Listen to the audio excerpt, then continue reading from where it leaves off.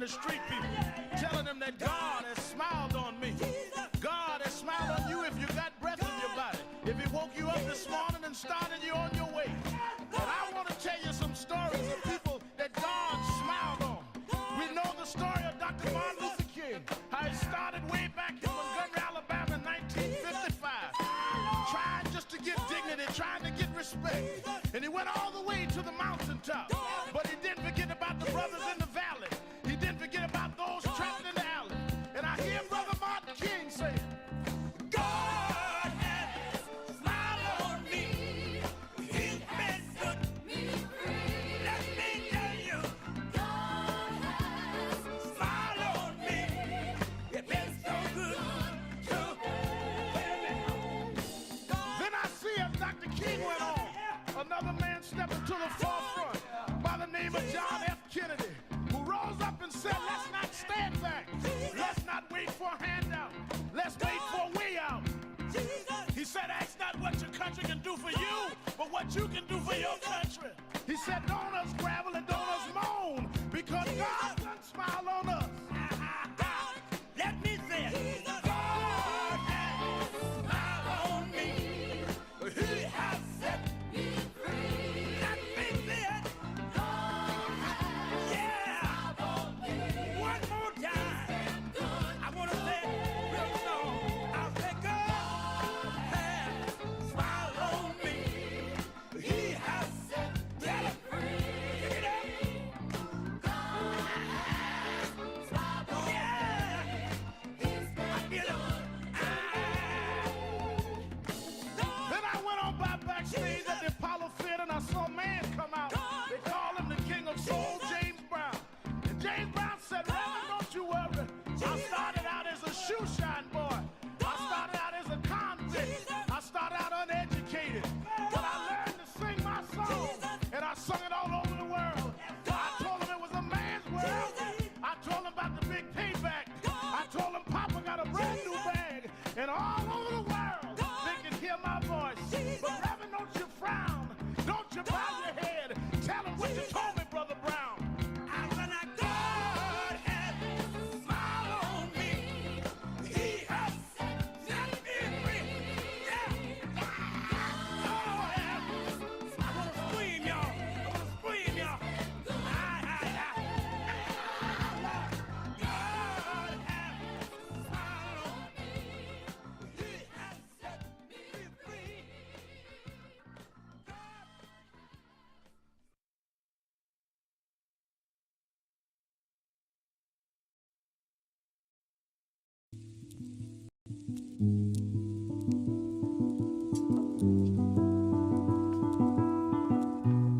I had a thought this morning that I want to share with you about mentorship.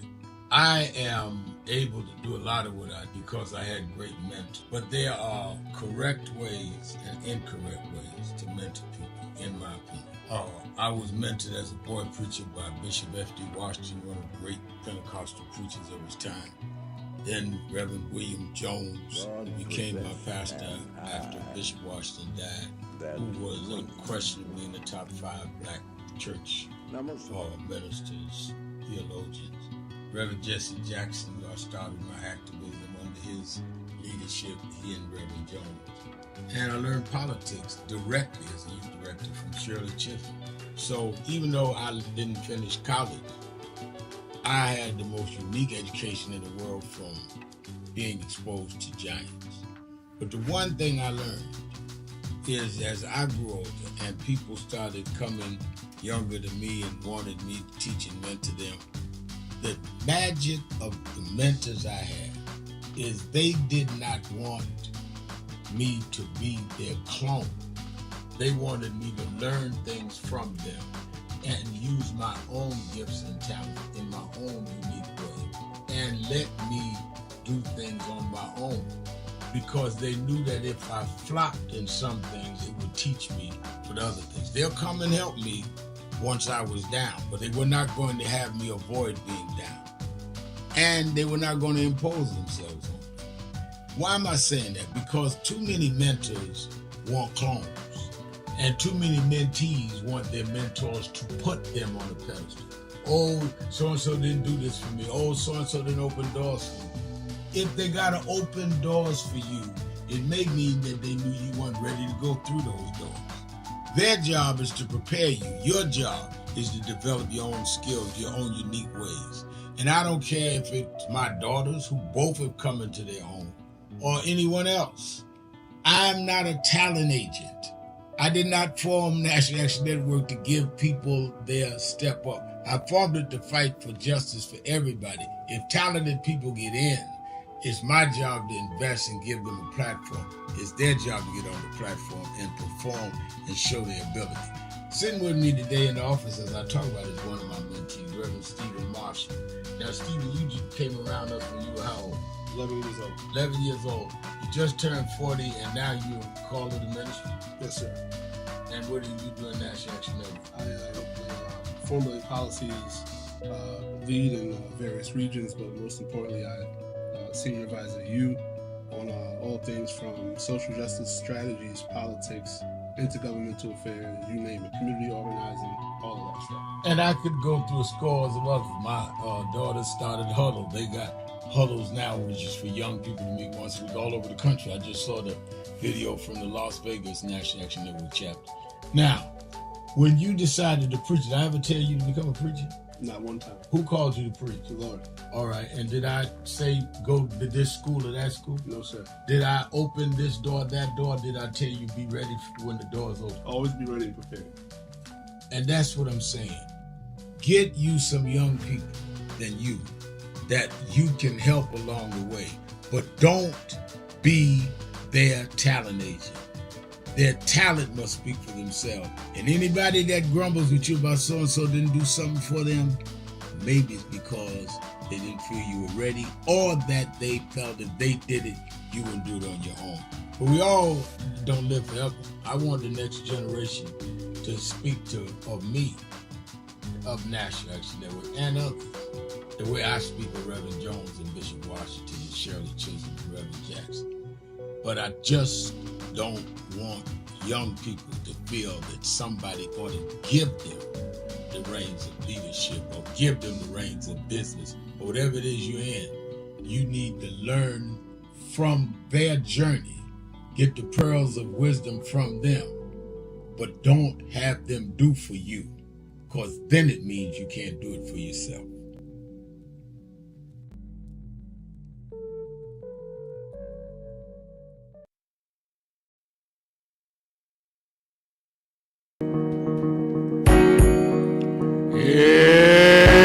It's Thursday, October the 2nd. Do you know what time it is? It's Al Sharpton's time.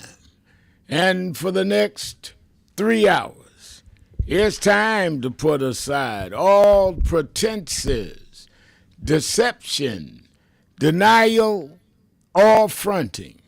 The time has come to keep it real on Keeping It Real with Reverend Al Sharpton. A very good afternoon to you all across the country.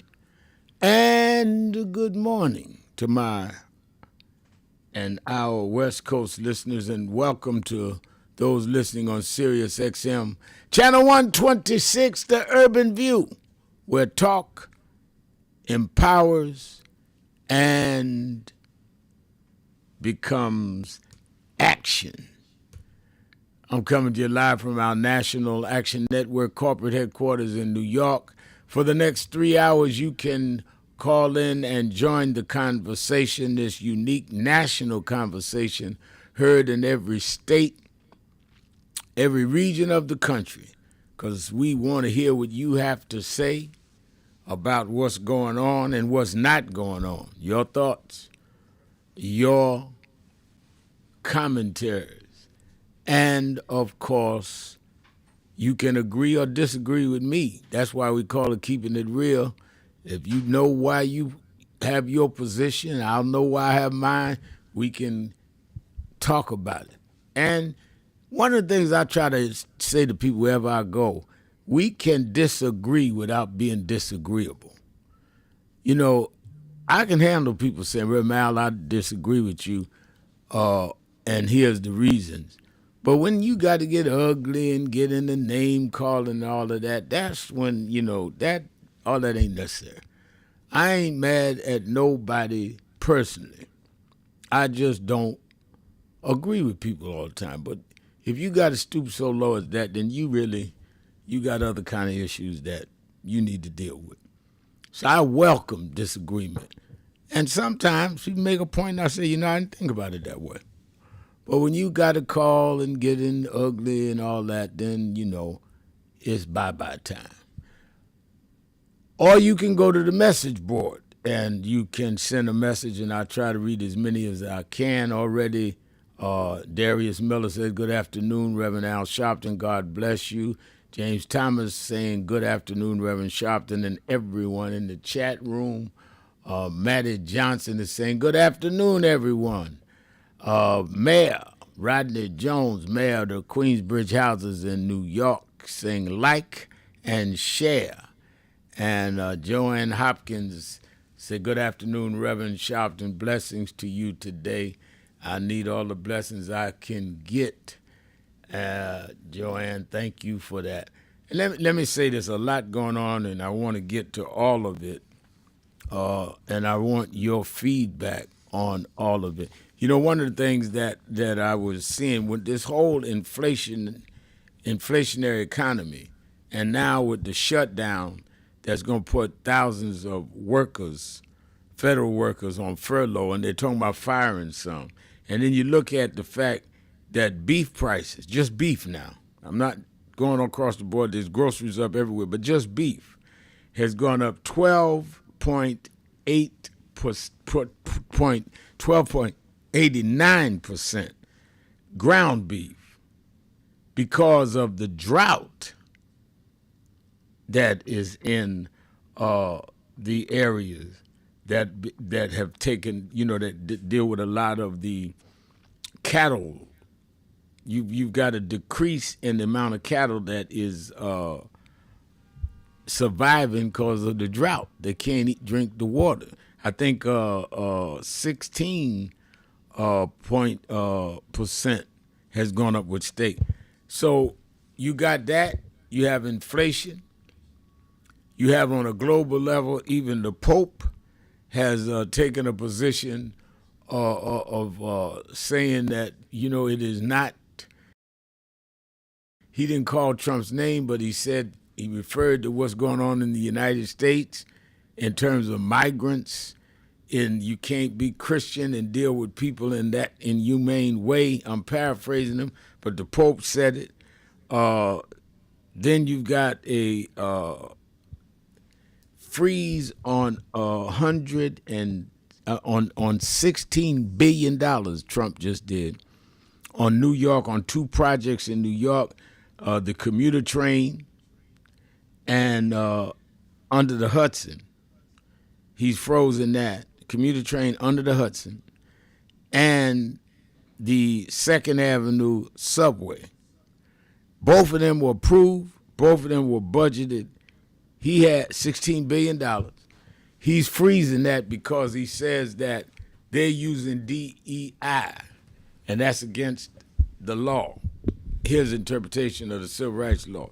So let's say it in plain English. Because they made agreements that some of us were part of, some of us being civil rights groups like NAN, they made agreements that in order for us to support it and not question it, they would hire and they would promote the hiring of a certain amount of blacks, other people of color, and women. Now he's freezing the funds.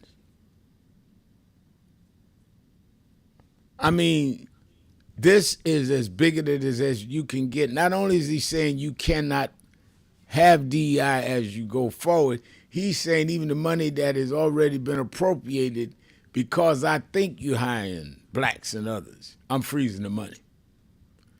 I hope some of my Trump supporters call me and explain this to me.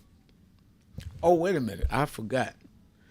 Day before yesterday, he stood up in front of the generals in the military and said that we're going back to a merit society. So he's not saying that these various companies that are dealing with Second Avenue subway or the transit under the Hudson, that they have to prove their merit. He's not even giving them a chance to prove their merit. It's just no merit. DI mean black folks, other folks, no merit. So it's not a merit society. It's a white society. White male at that. Connie Spoon is saying on our message pad, he is destroying America instead of making America great. We must vote this guy out of office, so go register and vote. God bless America. I couldn't agree with you more, Connie. The Democracy.Fund, my main man, is saying hello, real keepers. I like that, real keepers. Great to be amidst the overwhelming, wise, and righteous community. Great to have you among us and with us. Glad to have you with us. And James Thomas is saying black men who voted for the Trump swagger just fell for the okie doke. Yeah, they fell and fell hard. The other problem is that we all have to suffer with them. Now, on top of top of the inflation, top of beef going up, top of him freezing $16 billion from 2 projects in New York, you got the police now being undermined by him putting federal troops in cities across the country. And in many ways, the actions have been called illegal already. He's doing it anyway. And he's using his Justice Department to really carry out this vengeance against certain mayors, certain governors, certain cities. And then, of course, I don't have to tell you the whole shutdown. Layoffs are imminent. In the first few days, we went through this when he was there before. The immediate impact is that military and federal pay are on hold. National parks only partially open. The WIC nutrition program could run out of money within a week or two if the government doesn't reopen. The stalemate seems to be deepening. Coverage continues, but expect disruptions in Medicare, Medicaid, and ACA plans. They keep running through the shutdown, covering 167 million people. However, Medicare's pandemic-era telehealth expansion expired Tuesday, reverting mostly to pre-COVID rural limits. ACA subsidies at risk, all of this, because he wants to overthrow or undo Obamacare. And this is about as serious as it can get. So let's talk about all of this and more, because I think that on top of this, I ain't even got to the global stuff of what's going on in Gaza. They've not come back on this ceasefire agreement and that he and Netanyahu threw out there, which was giving Netanyahu all he wanted. Now Russia is warning to Trump on the Tomahawks for Ukraine.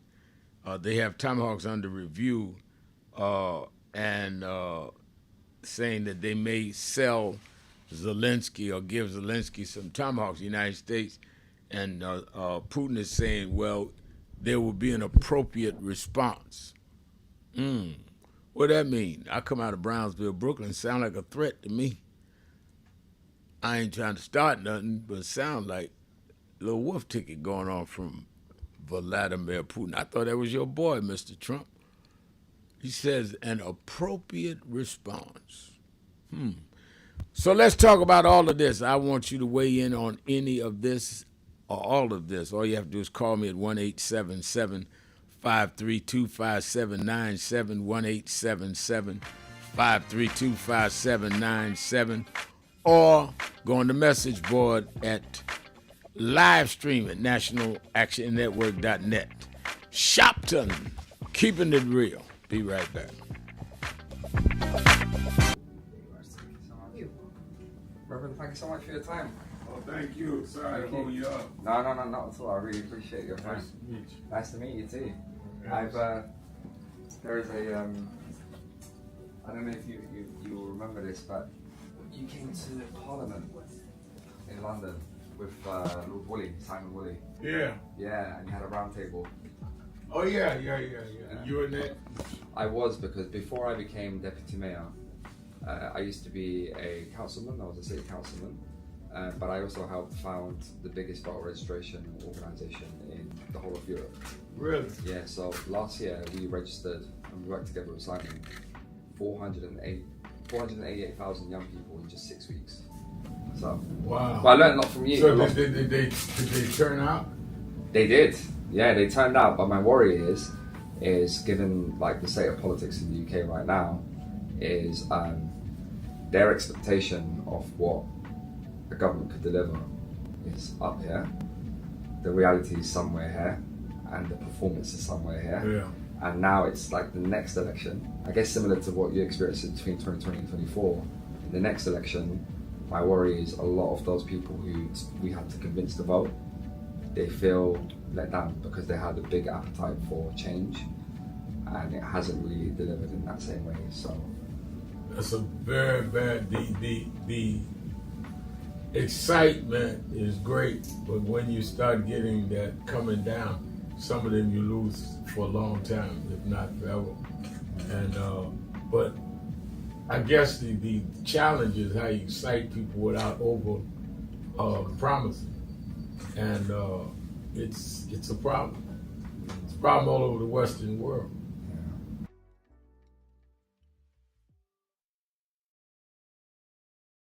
And I think that is extremely important about the funding. But I also want to add how they're changing what can be taught. You have states outright saying you can't teach Black history and you can't teach certain other histories and the curriculum. You have this administration that is literally taking out exhibits from the Smithsonian. So we have not only an education problem in terms of resources, we have an education problem in terms of curriculum and what people are being taught. So I have one grandchild, 6-year-old. When he gets to high school, it may be just against the law for him to learn about certain parts of American history, which includes Black. We don't want to talk about slavery. We want to talk about the good side of America. Well, what does that mean? That's not history. Everything was not good. And I think that that is the threat that we've got to fight, which is why we've got to fight with the courts and the streets, because they're literally changing the textbooks as we go. As they do that, they change the opportunities, because then the fight against affirmative action is not having access to these institutions and telling these institutions, this whole fight around DEI, which they did, started at Harvard with a Black woman president. Started with them saying you can't teach diversity in an Ivy League school like Harvard. It didn't start in Little Rock at the high school. This fight, this time, was Harvard. And they went from there on. And I think that we've got to have the same resistance. If they could fight in the 50s, at ACPD with the Defense Forces together and deal with the question from Little Rock in terms of desegregation, then we that are far more educated, far more economically secure personally, have no excuse in the age of what they did in Harvard not to be standing up back in this.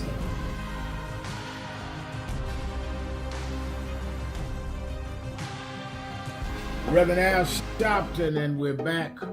1-877-532-5797. 1-877-532-5797. Let's go back to the phone. Attorney Jennifer Jones-Austin is.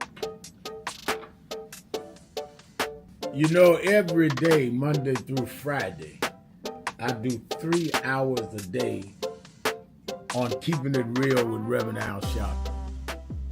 I do 1 hour on Sunday mornings with Reverend Al Sharpton. and I'm live on radio and TV with the Saturday Action Rally. 7 days a week, I talk to our people, hear from them, to call in. I'm sick and tired of people talking for people that they don't talk to. So go on www.nationalactionnetwork.net. Listen to my show, call in, express your opinion. You don't have to agree with me. But let's start talking to each other rather than about each other and lecturing at each other. Let's keep it real with Shopton.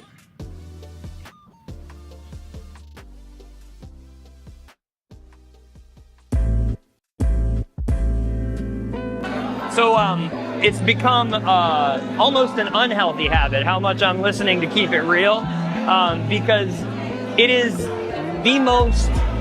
the realest thing on the air anywhere, whether it be online or whether it be on the radio or wherever it's coming into you from, because there's no one of Rev's importance and caliber who is as dominant a media figure as he is, who allows people to speak at length, and who he treats with equal respect and admiration with every call, whether he agrees with you or not. And I'm not gonna throw shade at anybody, but there are a lot of people with big platforms like the Rev has who are afraid to talk to the people and who are afraid that the people will keep it real with them. And he never shies away from anything any of us want to talk to him about. And he doesn't shut you up. It's not a soundbite, it's a conversation. So I would like people in media to learn from this man who is carrying MLK's torch. Don't be afraid of people. Listen to them, respect them, and stand in God and stand in truth. Thank you, Nan. Thank you, Rev. Thank you, everybody who puts this together and sends it out across the world, because we need much more of it. Bless you.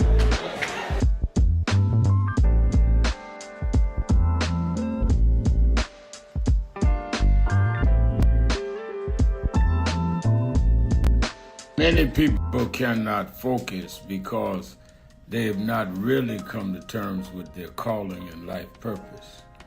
In order to focus, you must also be clear on what you're focusing on. So if you're not clear on your purpose, if you're not clear on your life's calling, then focus on seeking that.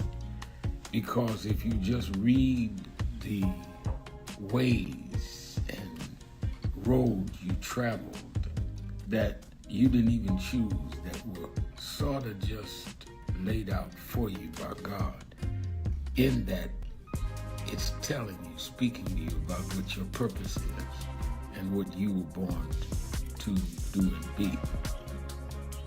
I learned the things that I didn't plan had to be planned by God, and God's plan was directed toward God's purpose in my life. And I focus on that. Not focus on what others do, not focus on how well they're doing or bad they're doing, but focus on whether I'm in line and aligned with what I'm supposed to be about. And in order to move straight ahead, you have to be focused on the path you're running on.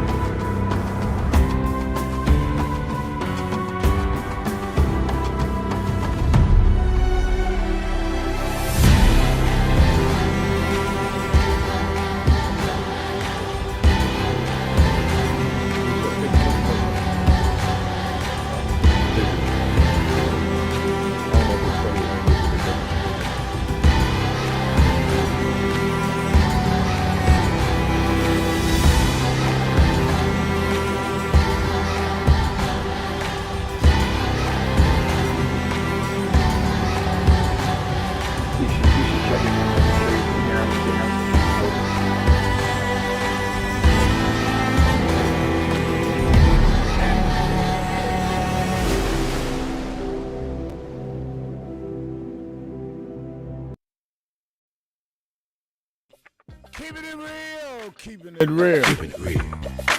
I am your host, Reverend Al Sharpton, and we're back 1-877-532-5797, 1-877-532-5797, twitter.com, The Rev Al, or go to the message board, and you can go to scheduling, go to message board and go to live stream at nationalactionnetwork.net. And you can go to live stream nationalactionnetwork.net and go on the message board. Trisha's there saying I was near Whole Foods, but I didn't get a chance to go in and check their prices, or I would have been late getting back home. Yeah, you're right. Those prices, though, when you check them, Trisha, is stunning. Stunning. Let me say by way of announcements, don't forget Saturday and Sunday, and Thursday, I'm all over the phones booking people that are in the middle of this government shutout, senators and members of Congress. I will have them on. I also will have on some governors where they've sent in the military. I will have people in the thick of what is going on, and I'll be asking the right questions. Don't miss it, and tell your relatives and friends. Just say to them, try it.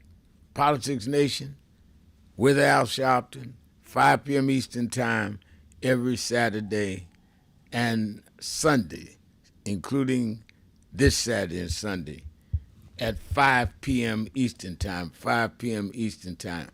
And then, of course, you that are in the tri-state area, New York, New Jersey, Connecticut, you can and should meet me or beat me to the Saturday Action Rally in Harlem at the House of Justice, 145th Street and Lenox Avenue in the village of Harlem at 9 a.m. to 11 a.m.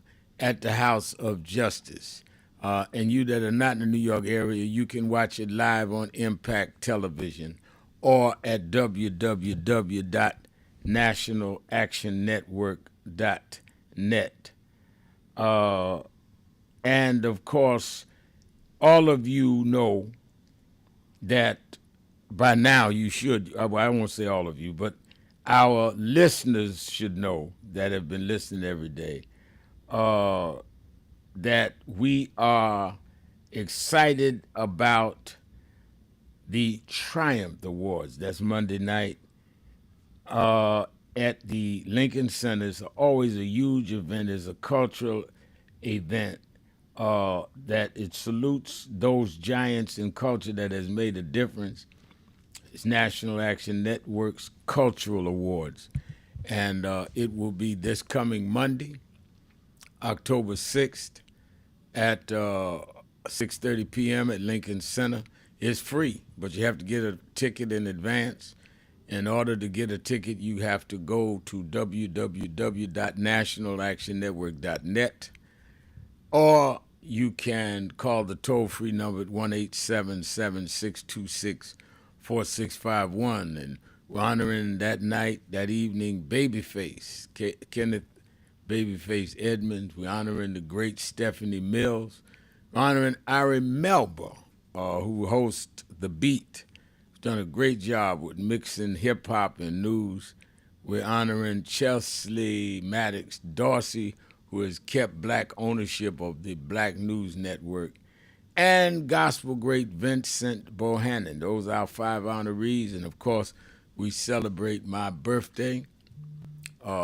My birthday's tomorrow, but we're going to celebrate it at the Triumph Awards on Monday night. It's free.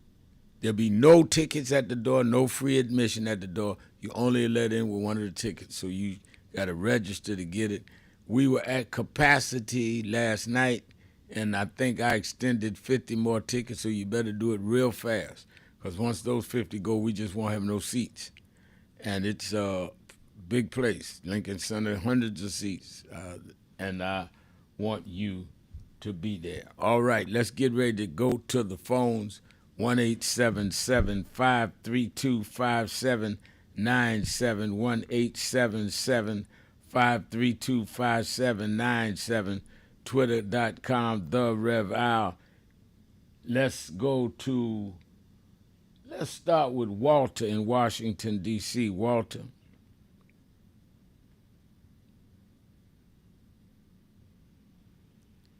Hello? Yes, Walter, you're on the air. Hey, good afternoon, Reverend Shelton. How are you today? I'm doing very well. How are you? I'm doing great, sir.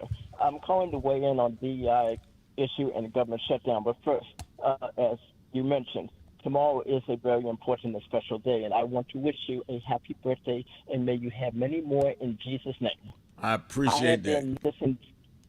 No problem, sir. I haven't listened to your show since 2017, mostly on the replay here on Radio 1's WOL. I have called in every once in a while to give my perspective on the topics you present.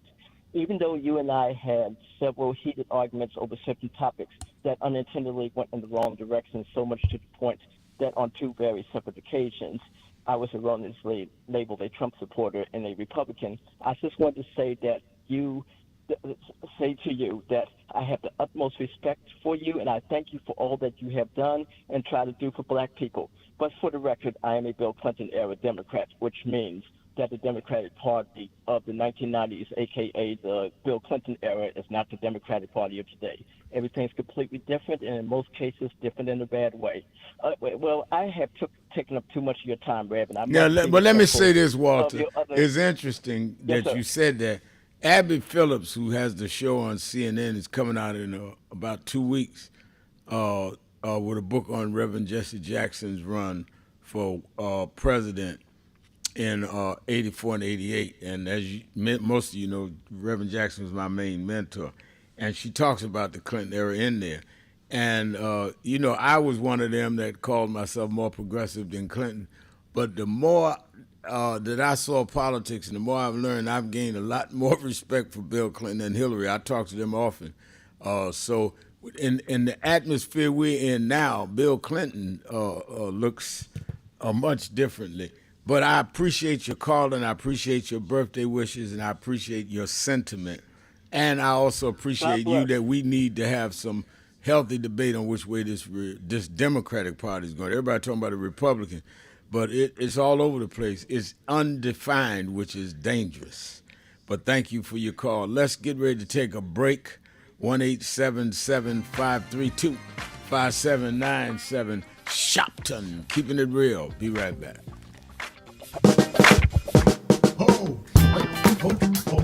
Oh, do I seem excited? I am excited because this Saturday, the National Action Network Saturday Action Rally starts live on WBLS 107.5 FM in New York. We're going to expand. Every Saturday morning, we're live on WBLS 107.5 from 10 a.m. to 11. You'll hear the message. You'll feel the energy. You'll be involved. You won't be sitting around talking about, oh my God, look at what's happening. You'll be involved in dealing with what's happening. I'm excited, and you should be excited too. Turn on WBLS 10 a.m. every Saturday morning. I have a message for you, and if you want to, you can come to the House of Justice and be there live, 145th Street and Lenox Avenue. We kick off at 9, and we don't stop until we deal with getting our people energy.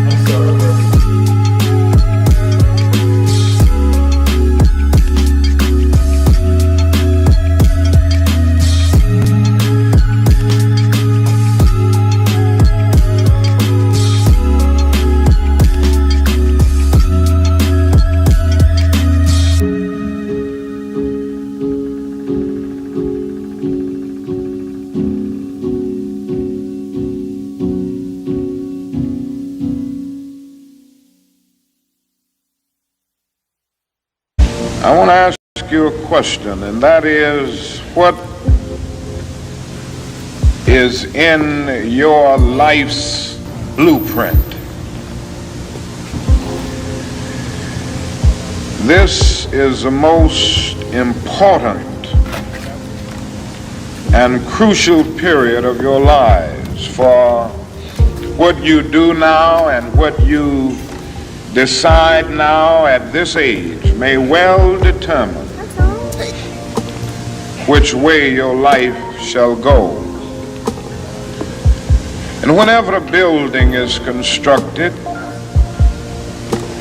you usually have an architect who draws a blueprint. And that blueprint serves as the pattern, as the guide, as the model for those who are to build the building. And a building is not well erected without a good, sound, and solid blueprint. Now, each of you is in the process of building the structure of your lives. And the question is whether you have a proper, a solid, and a sound blueprint. And I want to suggest some of the things that should be in your life's blueprint. Number one in your life's blueprint should be a deep belief in your own dignity, your own worth, and your own somebodyness. Don't allow anybody to make you feel that you are nobody. Always feel that you count. Always feel that you have worth. And always feel that your life has ultimate significance.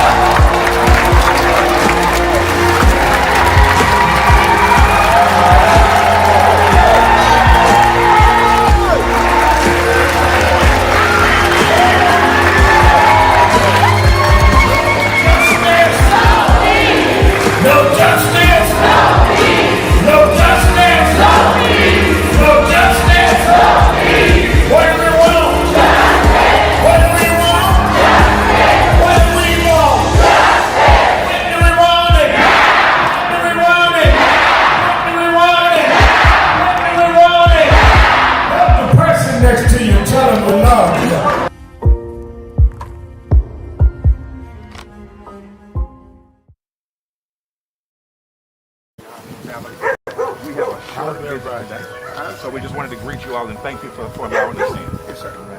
We were go. Yeah, we was here. They were on the plantation. Our family was on the plantation. Wow. And that's, of course, that's the slave house. That's one of the slave houses. Sir, it's been 13 years. That's right. Good to see you been? Doing fine. Good.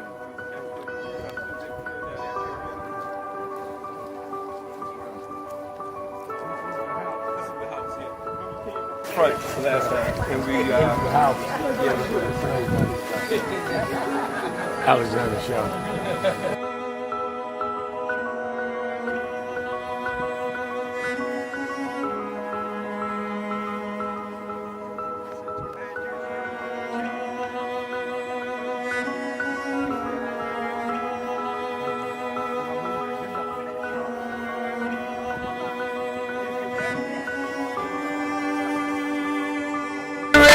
Keeping it real, I'm your host, Reverend Al Sharpton, and we're back.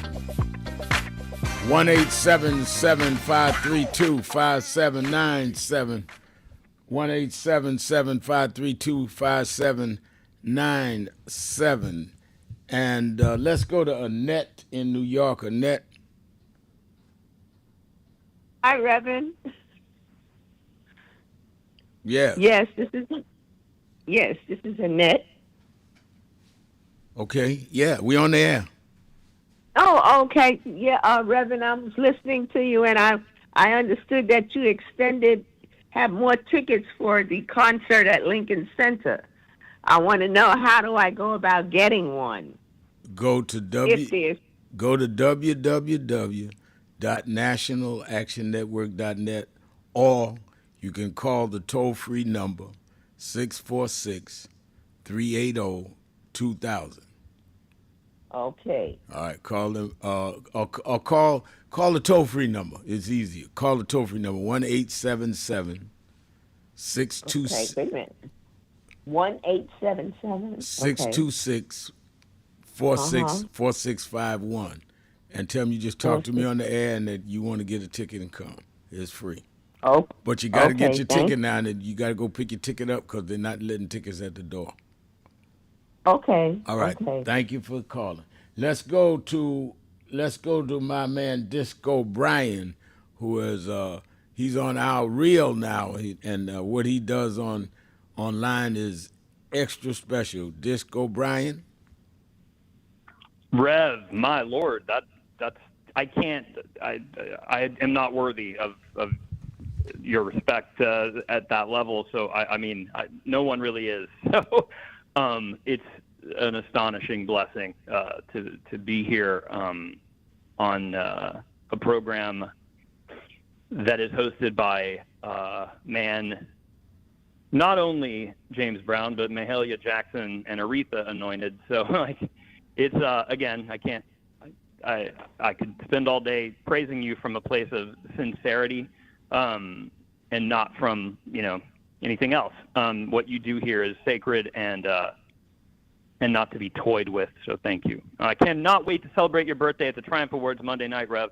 Well, and today, my birthday. It's fallen on Yom. Yes, sir. It's fallen on Yom Kippur. Happy birthday and happy Yom Kippur to all of our Jewish listeners. Absolutely. Yep. I'll be celebrating it with my wife's family. Her family's Jewish, so that feels strangely biblical, Rev. So it's an honor to be on Keeping It Real on this day. Day of Atonement. Rev, hey, I need to atone and plan to. But Rev, the world needs a lot of atonement right now, as you continually bring up righteously and poetically and prophetically. My observation is this: Putin, Xi, Netanyahu, the Ayatollah, Kim Jong-un, Maduro, Erdogan, the Saudis, and Trump all have the same agenda, Rev. Do you agree with that? Give me the names again. Putin, Yeah. Xi, Yeah. Netanyahu, Yeah. the Ayatollah, Kim Jong-un, Maduro in Venezuela, Erdogan in Turkey, the Saudi royal family, and Trump all have the same agenda. I think that they definitely have places that they cross-section and that they absolutely share certain common agendas.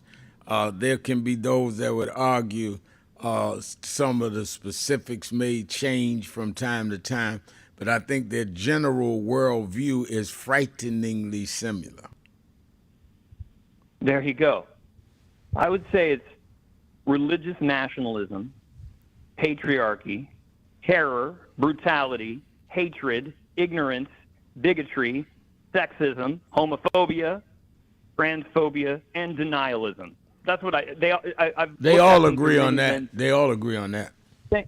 Thank you, Rev. And what I hope for all of us to do as Americans is that we come together and try find a time when we can stop being tribalist in our geopolitical lens. And what I mean by that, Rev, is that ever since the extremist Kahanist Israeli right assassinated Yitzhak Rabin, who, as you know, was the last prime minister in Israel who genuinely wanted peace with Palestinians, millions of Israelis have been opposing the far-right takeover of the Knesset.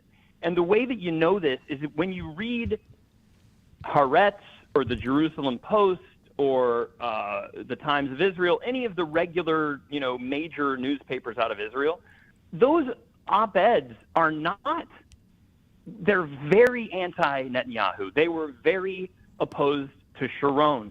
But Israel has what Russia has and what we have, right, Rev? They have a 24/7 Murdoch, Russian state media-oriented propaganda machine that pummels people into fearing everything outside of their borders. And Rev, some of that fear is legit, I think, because something that we don't do, something that the pro-Palestine American protest movement seems to never take notice of, is all those millions of Israelis who've been opposing the Netanyahu Kahanist far-right Israeli agenda for 20 years. And which is why these pro-Palestinian American protest movement people, many of them are finding common ground now with Tucker Carlson, Candace Owens, and David Duke, who hate Israel as a concept in the traditional Nazi sense of anti-Semitism. Right. Yeah, so, Rev, they do not hate Israel for imperialist there you go. advocacy that Netanyahu may do, because there's majority of Israelis is not there. But they just didn't want the state of Israel at all. You're correct. And Rev, their tribalism, right, is as entrenched as Michael Rappaport's and Barry Weiss's and Jerry Seinfeld's, and even, let's just call it a spade. I mean, you don't have to because you have to have a relationship with them, but I think that the current leader of ADL, the Jonathan Greenblatt, I think he has that pro-Israel tribalism as well. And so to quote the last poets, Rev, this is madness. Mamdani continues, unfortunately, to cheer on those Palestinian protesters who are heckling Harris and Obama today because, Rev, no one has yet been able to hold him accountable for his embrace of the anti-Biden-Harris uncommitted movement, which is tied to Code Pink and Jill Stein and Cornel West, and his refusal to endorse Harris last year, or for the fact that he's doubled down on the DSA left Hassan Piker and the accusation that Harris and Biden were responsible for a genocide. Because whether it's a genocide or not now is not the issue concerning Biden-Harris. They were not and are not responsible for Netanyahu's war crimes any more than Iran and Russia, who fund and weaponize the Houthis and Hezbollah and Hamas, are directly responsible for the crimes those groups carry out. So, Rev, in conclusion, what I want for my birthday, and I know it's probably a long shot, I sure would love it if Mamdani had the courage to sit down with you for more time than what MSNBC or your stage at the House of Justice allows, because some of the major podcasters these days, Rev, the really influential evil ones like Rogan and Theo Vaughn, those are 3 hours long sometimes. Yeah. And that's about how long I'd like to see you and Mamdani discuss some of the issues you and I have discussed about the far left. I think that's something that I'm open to asking him to do. They're always in and out, and I think he and all of them are coming Monday to the Triumph. Well, I'm gonna ask him would he do at least a couple hours sit down. Let me see if we can do that and open up the phones. Let people ask questions. And let me say this: there you go, Rev. I have not endorsed anybody yet.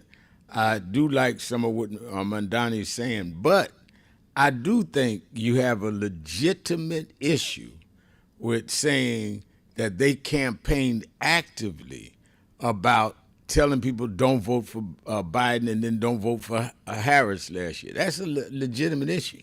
And I went all over this country dealing with the right to vote while people were saying don't vote.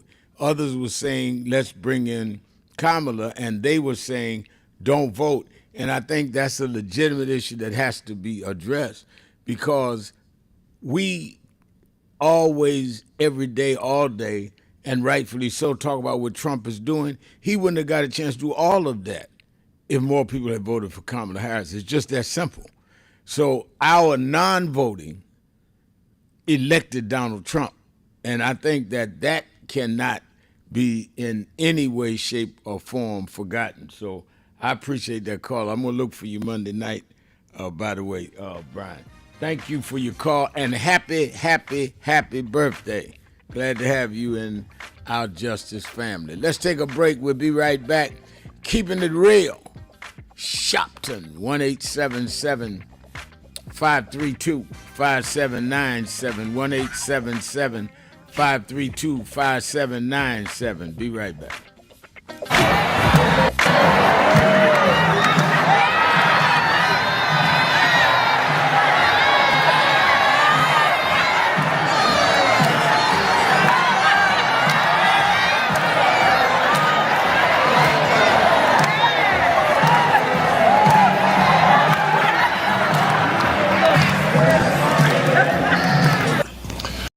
We have a young man in the studio who I think is an astounding young brother because of his youth. He's only 19 years old, and he's accomplished a lot, and he's here to make a presentation to James Brown, and we'd like to welcome him warmly. His name is Al Sharpton.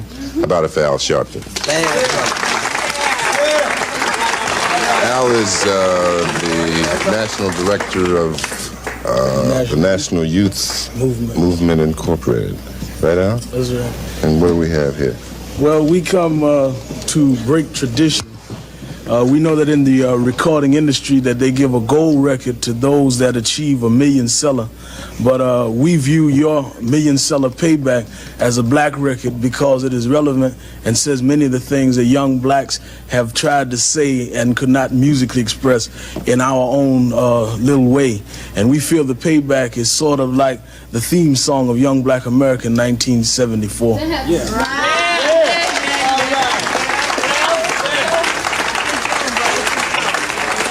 Now, before you go into the title tune of your latest album, you have a special guest. Yeah, I do have a special guest, a young lady. That's going to perform with you? Yeah, she's going to.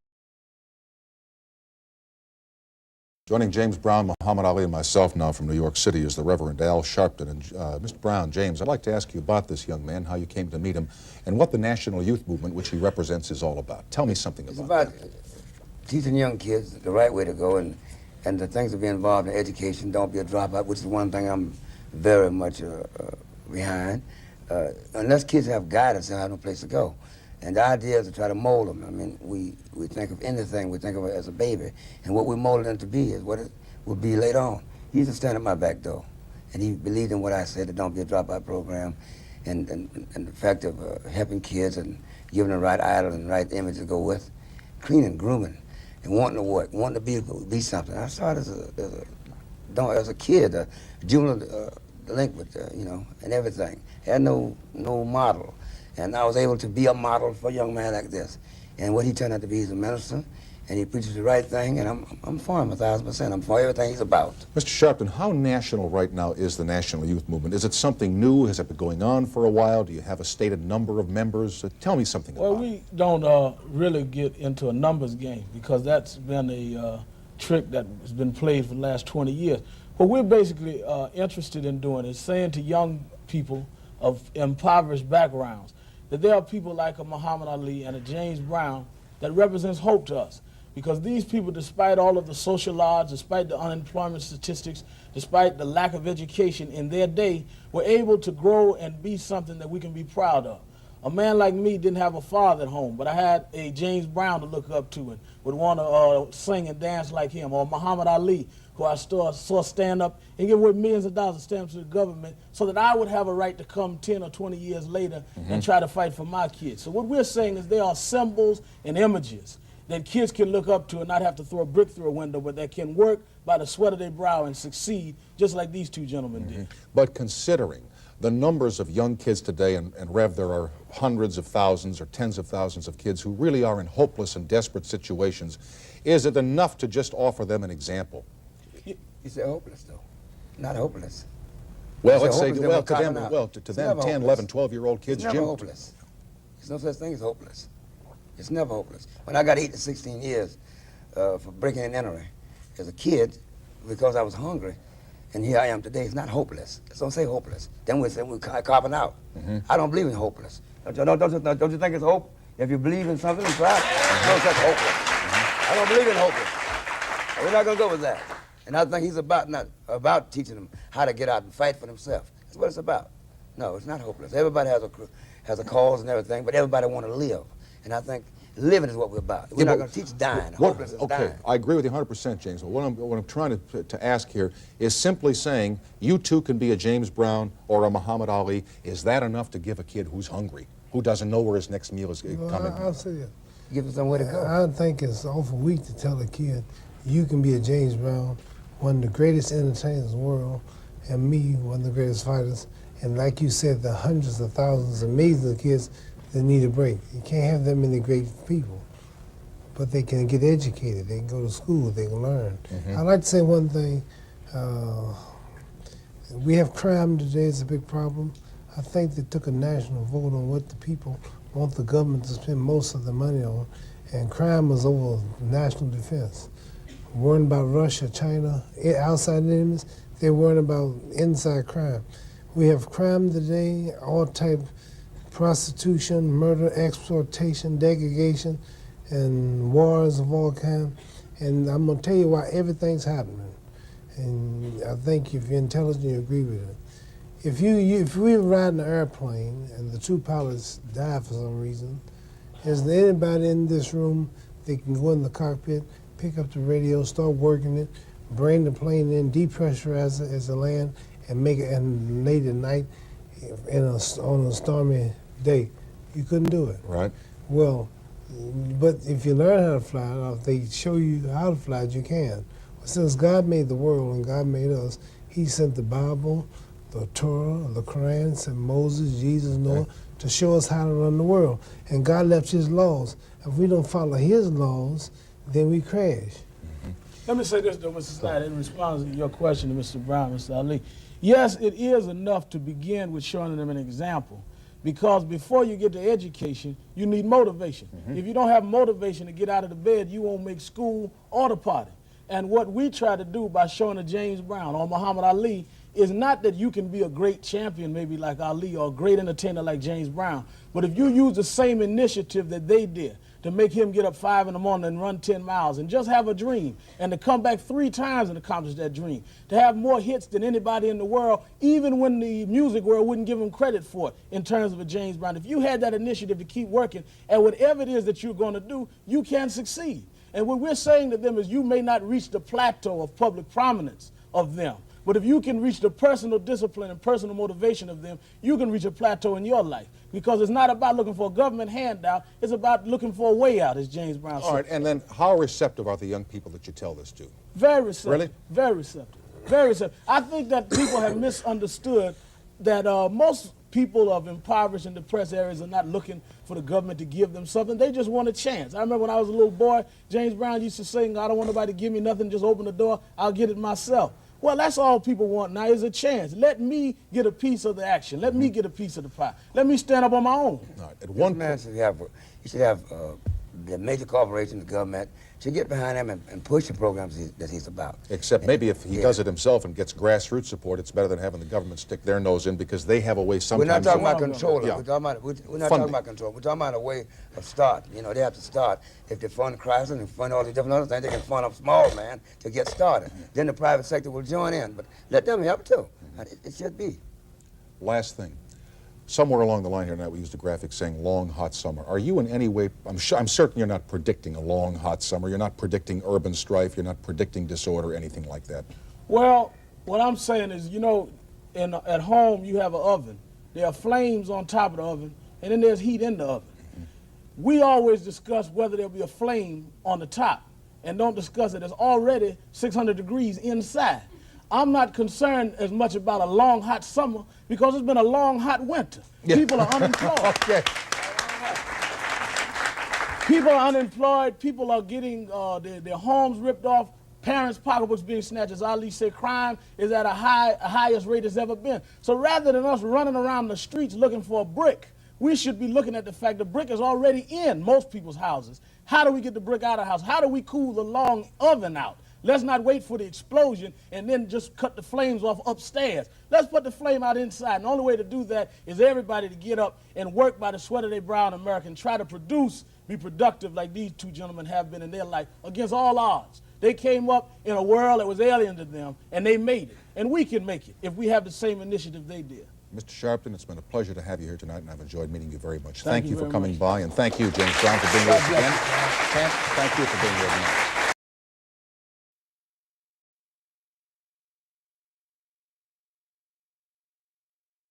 Rights leader, the Attorney General of Black America, Ben Crump. Commitment to justice. and I'm probably going to need your help on this legal fight. You know, they shorted the historically black colleges and universities to the tune of about $13 billion, and Tennessee State was the one they shorted the most. Absolutely. Well, let me know. I'm on the next plane as soon as you holler. You know, when Ben Crump called, I don't even question it. I just head to the airport and get the details on the way. Live from the National Action Network corporate headquarters in New York. Keeping it real. And now, America's #1 civil rights leader, the Reverend Al Sharpton. You're live. Keeping it real. Keeping it real. I'm your host, Reverend Al Sharpton, and we're back. 1-877-532-5797. Angela Golden is writing on the message page. These federal workers, they got families to take care too, and this hurts them being out of work like this. The same right. I'm praying for these workers to the God who bless them and financially take care of them through this difficult time. And I'm with you, Angela. This is just not fair. And I thank you for that. Patricia Davis Summers says, thank you, Reverend Sharpton. I've never seen the interview that included Muhammad Ali, James Brown, and yourself. Yet I was 26, 27 years old, and James Brown and Muhammad Ali brought me on the Tom Snyder Show. It used to be a late-night show like Jimmy Kimmel is now and Stephen Colbert, and said that they wanted to introduce me to the nation. Now, that James Brown had me do a little pep talk on Soul Train before that, but that was probably the first national acclaimed interview I did. This was around 1981, 82.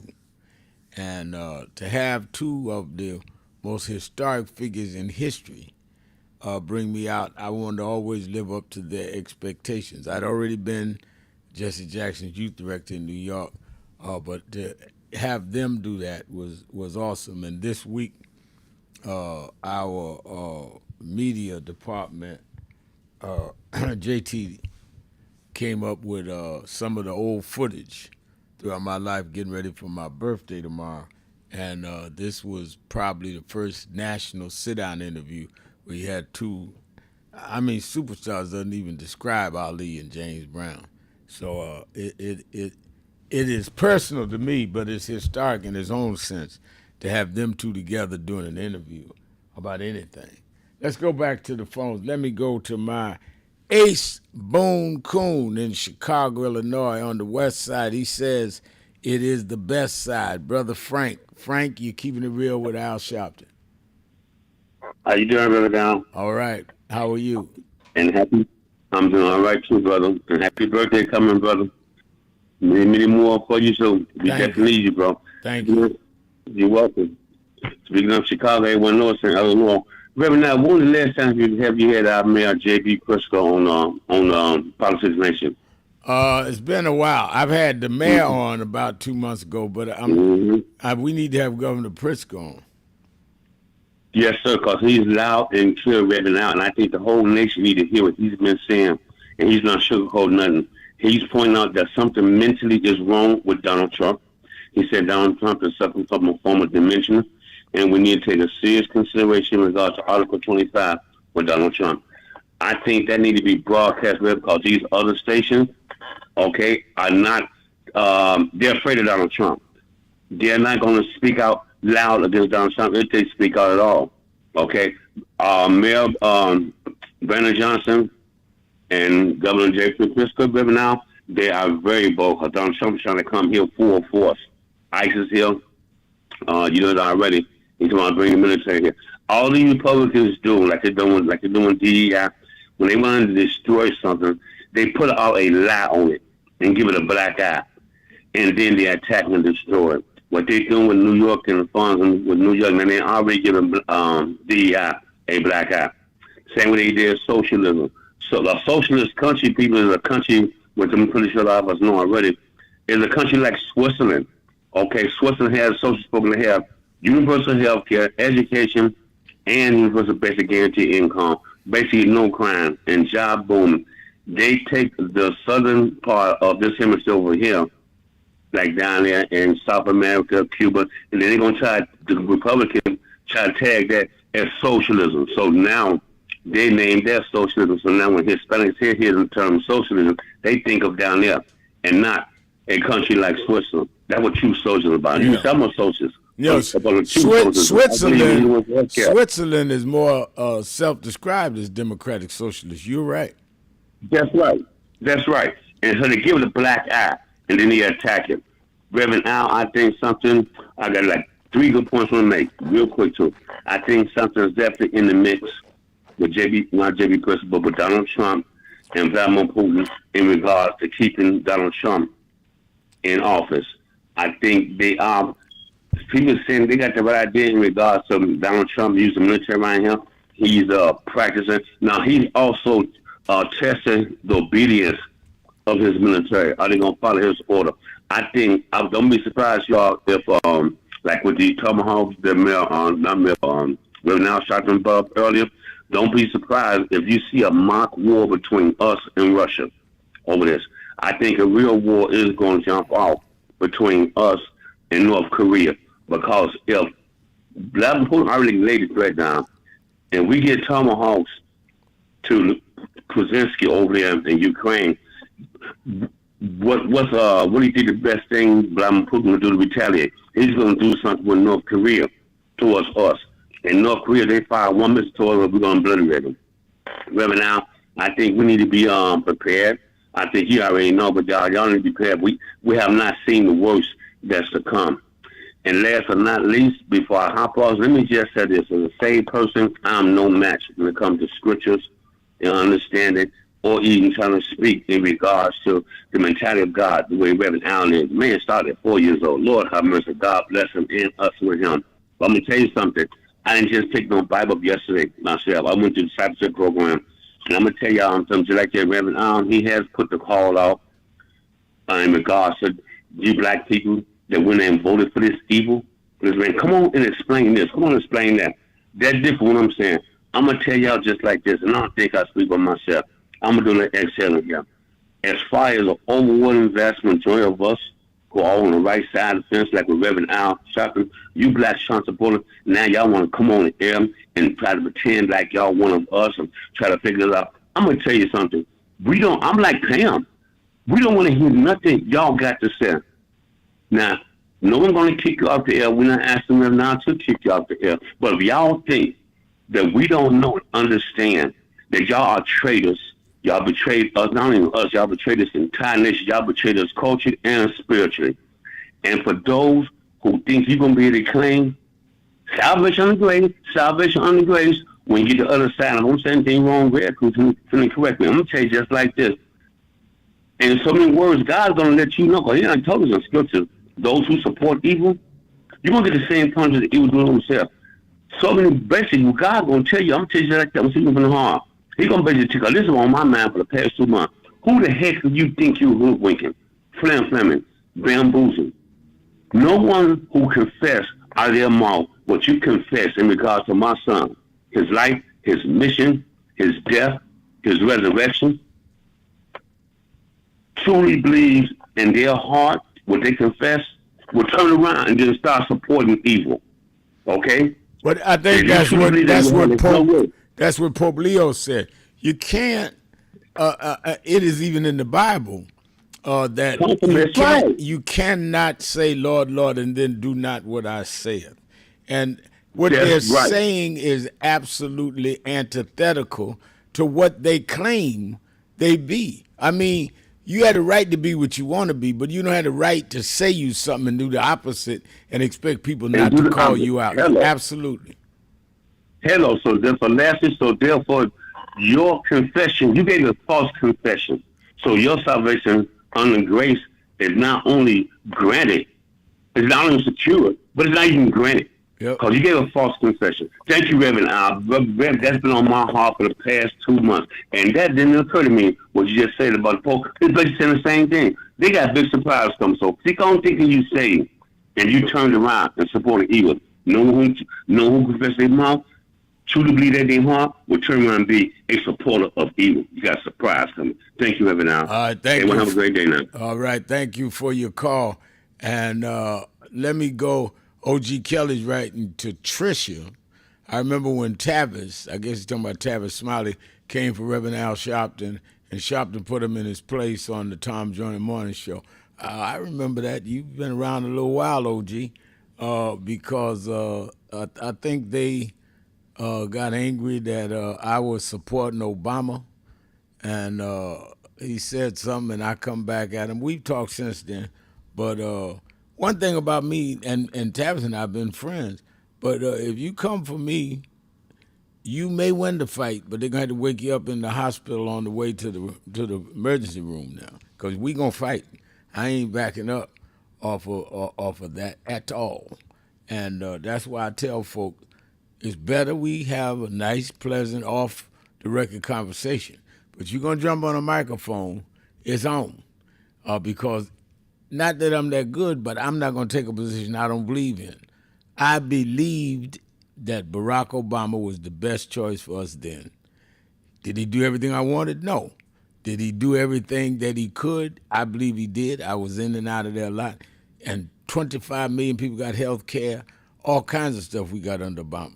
If you took a shot, you know what it amazes me, OG, is all these people that had this analysis on Obama. Where they at now that you got Trump in office, who is openly antithetical to all of us? And they ain't got to do my show, but to get on somebody's show. They ain't got to come to the march I call a march. Oh, that's right, they haven't called anything. So how are y'all all over TV and radio condemning Obama and showing up missing now? No, I mean on nobody's show.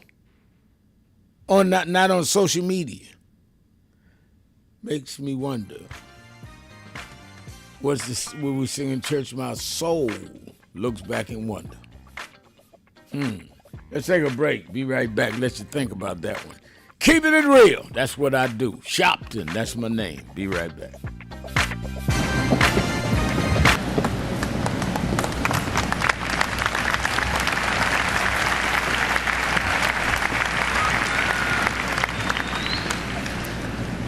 All over the world today, people are gathered in love vigils to celebrate the life of a man that taught the world how to love. People may be wondering why there's such an emotional outburst, but you would have to understand the journey of Michael to understand what he meant to all of us. For these that sit here as the Jackson family, a mother and father with 9 children that rose from a working class family in Gary, Indiana. They had nothing but a dream. No one believed in those days that these kind of dreams could come true. But they kept on believing, and Michael never let the world turn him around from his dreams. I first met Michael around 1970, Black Expo, Chicago, Illinois, Reverend Jesse Jackson, who stood by this family till now. And from that day as a cute kid to this moment, he never gave up dreaming. It was that dream that changed culture all over the world. When Michael started, it was a different world. But because Michael kept going, because he didn't accept limitations, because he refused to let people decide his boundaries, he opened up the whole world. In the music world, he put on one glove, pulled his pants up, and broke down the color curtain, where now our videos are shown and magazines put us on the cover. It was Michael Jackson that brought blacks and whites and Asians and Latinos together. It was Michael Jackson that made us sing "We Are the World" and feed the hungry long before Live Aid.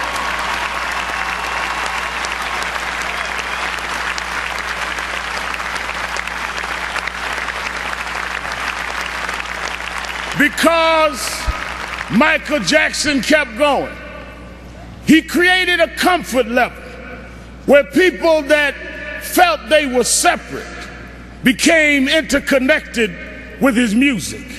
And it was that comfort level that kids from Japan and Ghana and France and Iowa and Pennsylvania got comfortable enough with each other to later it wasn't strange to us to watch Oprah on television.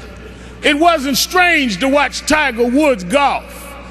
Those young kids grew up from being teenage, comfortable fans of Michael to being 40 years old and being comfortable to vote for a person of color to be the president of the United States of America. Michael did that. Michael made us love each other. Michael taught us to stand with each other. There are those that like to dig around mess, but millions around the world, we're going to uphold his message. It's not about mess, it's about his love message. As you climb up steep mountains, sometimes you scar your knee. Sometimes you break your skin, but don't focus on the scars. Focus on the journey. Michael beat him. Michael rose to the top. He outsang his cynics. He outdanced his doubters. He outperformed the pessimists.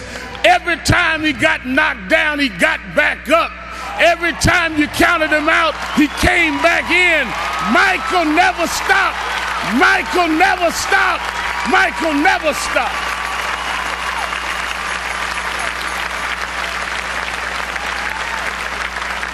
I want to say to Mrs. Jackson and Joe Jackson, his sisters and brothers, we thank you for giving us someone that taught us love, someone that taught us hope.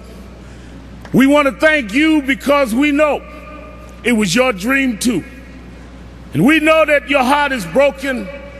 I know you have some comfort from the letter from the President of the United States and Nelson Mandela, but this was your child. This was your brother. This was your cousin. Nothing will fill your heart's loss. But I hope the love that people are showing will make you know he didn't live in vain. And I want his 3 children to know, wasn't nothing strange about your daddy. It was strange what your daddy had to deal with. But he dealt with it.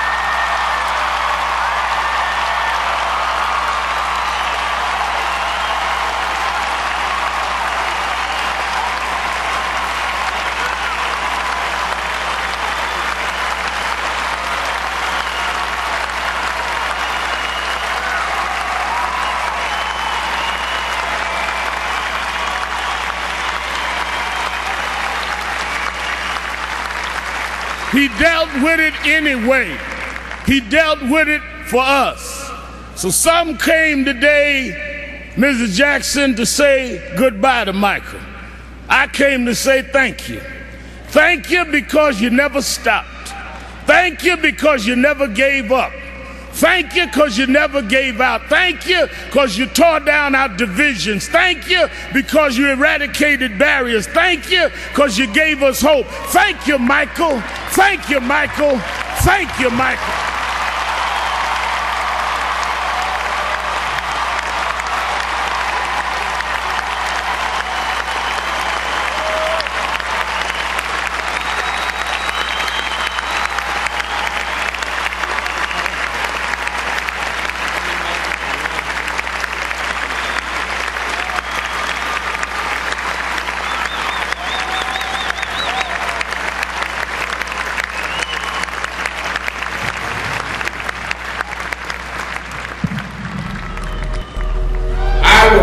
that DEI is a result of those that by law and later by enforcement would not deal with diversity, would not deal with including people of color, gender, sexual orientation, as well as disabled. And the conscious effort by government and the private sector to begin to equalize the opportunities of this country was something that makes it more humane and fair for all of us.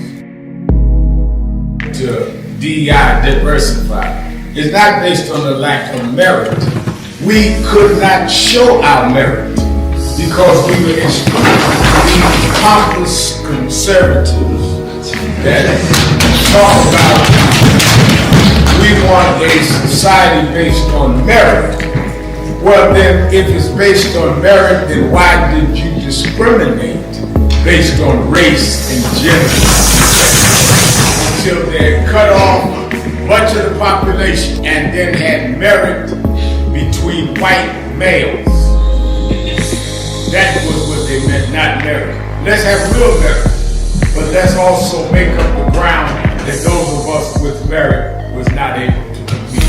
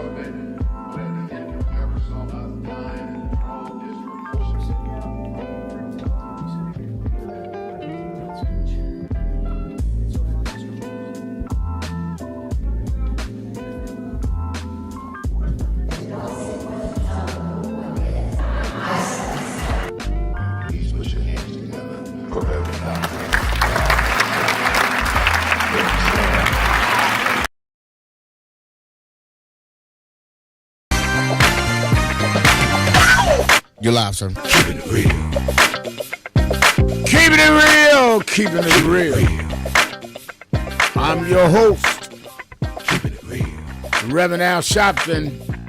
1-877-532-5797. 1-877-532-5797. Twitter.com, The Rev Al. Or you can go to live stream at nationalactionnetwork.net and write me a message on the message board. And and you can see some of our videos during the commercials. They play videos they played when, like I said, when I was in my 20s, and Muhammad Ali and James Brown brought me on Tom Snyder shows supporting my youth work and civil rights work. They just played that. They just played me doing the eulogy that I did at Michael Jackson's funeral in 2013. Michael, huge funeral there in L.A. I came back and did his burial. They didn't let us video that. So they're doing all this my birthday week, birthday tomorrow. God bless me, do a lot of historic things. I was looking this morning, this statement I made at Rosa Parks' funeral. I don't think there's anyone greater in American history than Rosa Parks. And I was honored to speak at her funeral. Let's go back to the phones. Let me go to Andre J. in Chicago. Andre J., you're keeping it real with Al Sharpton. Hey, good afternoon to you, Reverend, and to Brother Frank. I heard Brother Frank out there this morning. And I just want to say a couple of things. You know, people have a misunderstanding about socialism. And I believe that part of the problem is that they tie socialism to Fidel Castro and the civil rights crime. That's the only thing that I can see wrong with it, is they always talk about the wrong things that Fidel Castro did to people. Socialism itself, the social programs are a good thing, but somehow that needs to be clarified to the public. lastly, Reverend, I say, I'm a registered Democrat, and I'm always going to be a Democrat, and I follow Democrats. But to me, and all the time I've been looking, Rev, I haven't seen the Democrats address the Republican voters. They talk about the elected officials, the Republican elected officials, but they need to speak to the voters, not in a bad way, but I wish Hakeem Jeffries would take the opportunity when he's doing these interviews concerning the government shutdown, that he speak to those Republican voters and ask them to call their Republican representatives and tell them that they want the government to open up. And also remind them that he knows that they didn't elect Trump or the Republicans to do what they are doing. They thought they was going to get a better economy and gas would go down, food prices would go down. Instead, the opposite has happened. And they also need to remind them that, this is their MO. They brought Doge in and they brought Elon Musk in and they cut all them jobs, but it didn't do nothing. All of that cutting they did and cost people jobs and still didn't balance the budget. And the Democrats and Hakeem Jeffries need to make Republicans own that. They are not pro-workers. You can tell by the way they behave that they don't care nothing about the working force.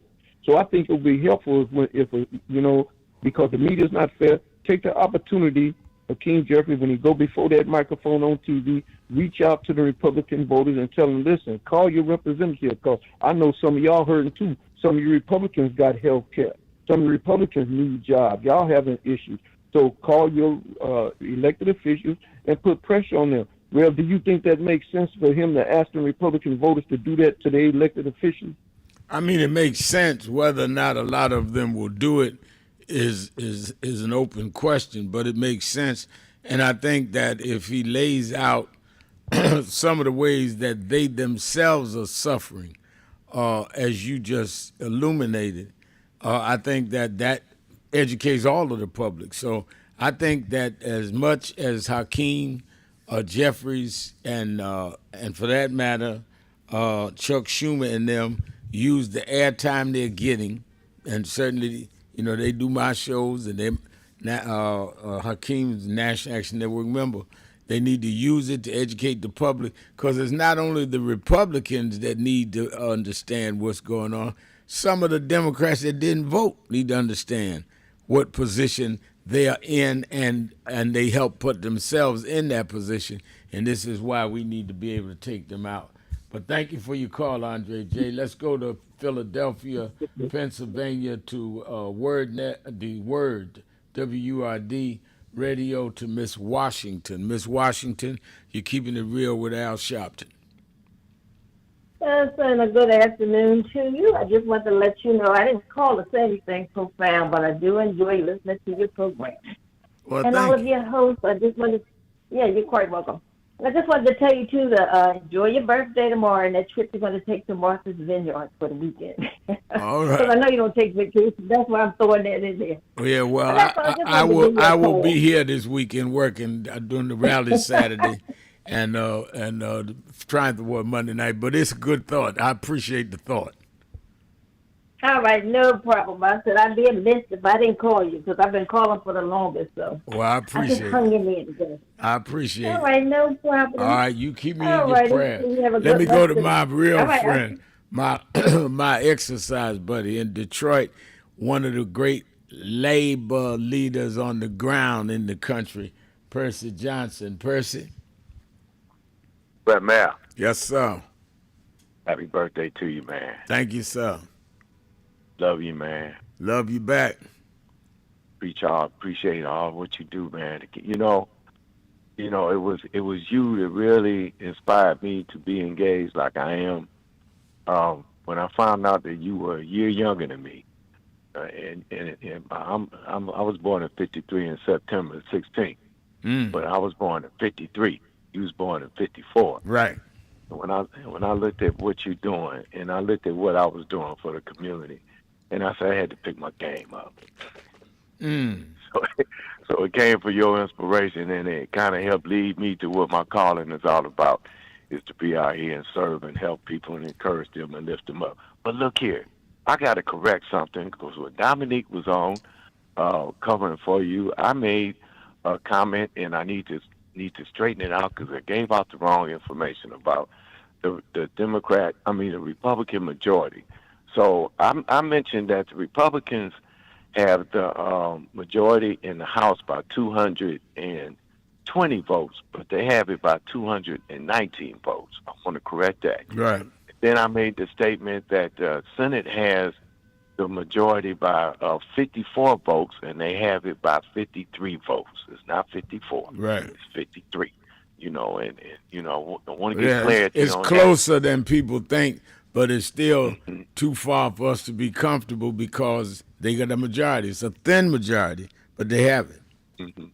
that. But the statement that I did make, that this lie that they're putting out, that the Democrats are the cause of why they're not able to keep the government open because the Democrats are holding them up, I still stand with that, because they do have the votes to pass it in the House if they want to keep the federal government open, and in the Senate, even though they're saying they have to have 50 votes, they can change that rule to where the majority can carry the vote for them to be able to keep the government open. Now, am I right about that? Yeah. Because they have changed the rules before from 60 to make it 50, so where the majority will win over 51. Now, is that correct? Yeah, they have done it. The question is whether they have enough to change the rules.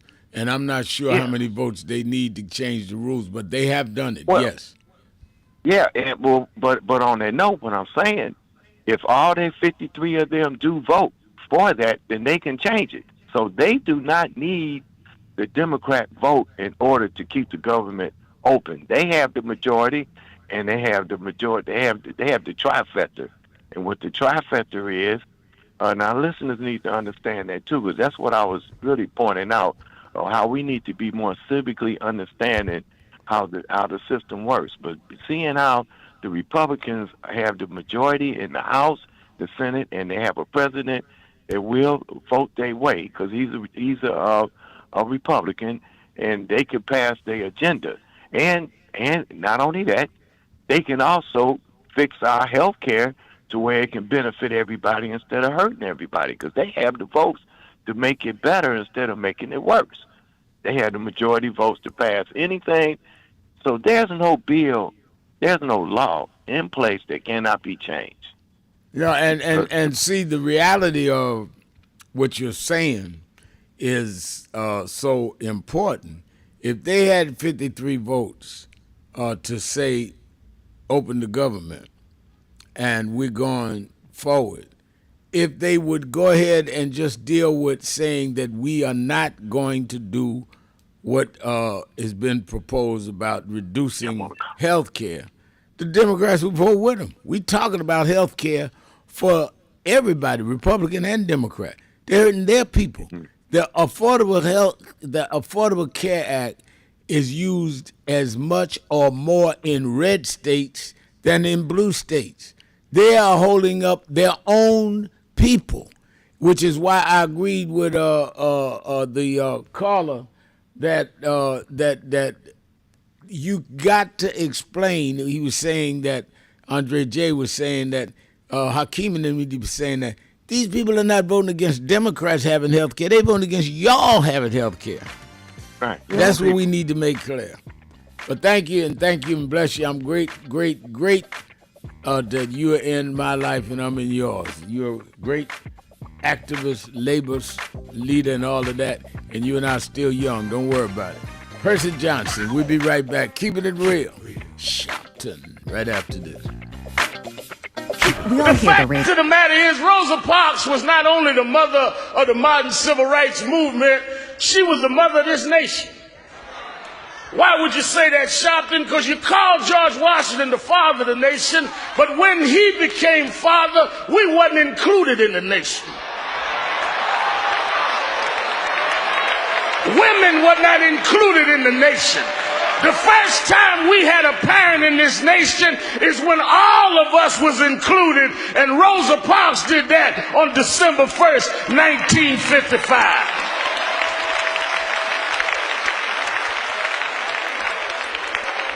I heard somebody say Jim Crow is who she fought, and Jim Crow is still around.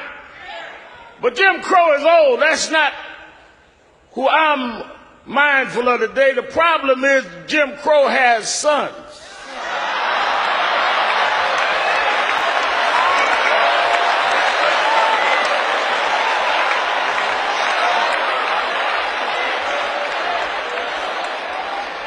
The one we got to battle is James Crow Jr. Esquire.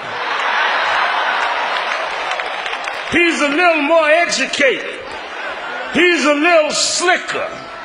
He's a little more polished. But the results are the same.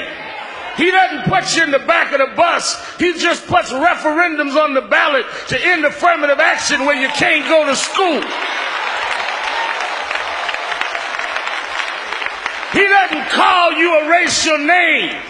He just marginalizes your existence.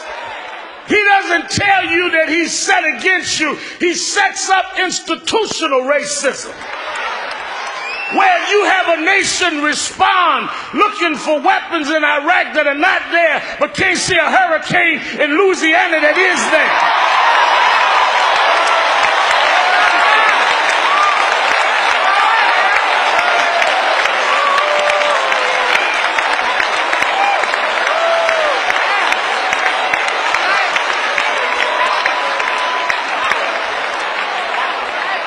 James Crow Jr. Esquire. That's who we got to fight. And if we are to win, if we are to really memorialize Rosa Parks, she would tell us to do in the generation of his son what she and Dr. King did to his daddy. They didn't talk a fight, they fought the fight.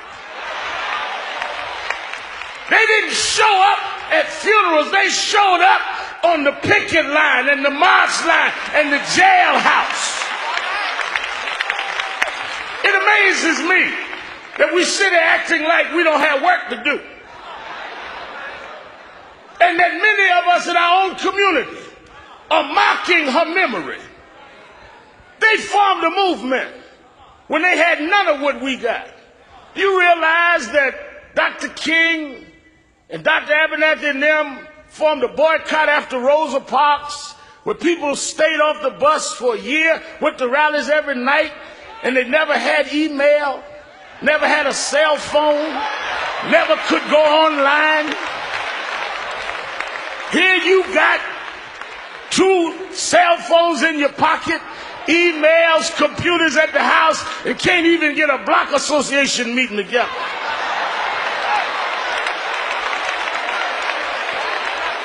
We got so much more that they gave us, and we're doing so much less with it. They went to vote when people were threatening their lives. Medgar Evers was shot dead in his driveway, left 3 children inside that never knew how it was to have a father in their adult years, died to give us the right to vote. Pregnant women marched through the streets of Birmingham. They sick police dogs on them to give us the right to vote. 4 little girls bombed in a church in Birmingham, Alabama to give us the right to vote. And here you are 40 years later in Detroit, Michigan. No dogs biting you, no bombs going off, no bullets, too lazy and ungrateful.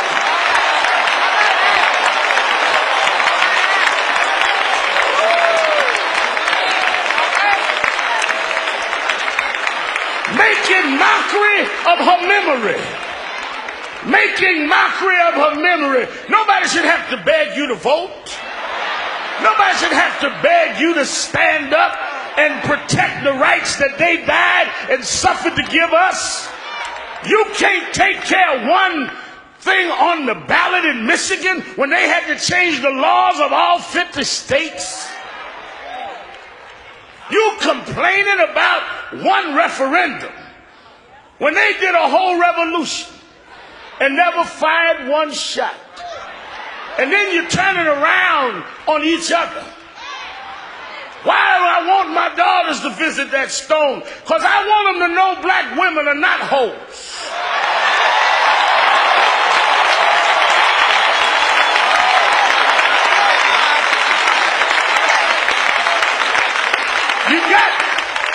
You You have music companies selling misogynist records to our children.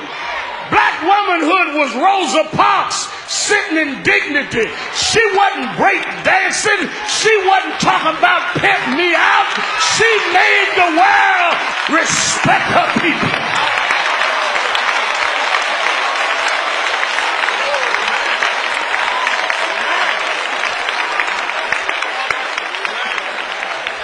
So I want to thank Reverend Jackson and Mrs. Jackson and others that taught us a little younger who Rosa was, and we got to pass that on. And I want to challenge everybody here today that when we leave here, you ought to make a Rosa resolution. You ought to make one commitment in her name to yourself. That you're going to either join some organization or you're going to stand for some policy. You ought to make a Rosa resolution. You ought to resolve that you're going to do something that'll make a difference because we're here because she made a difference.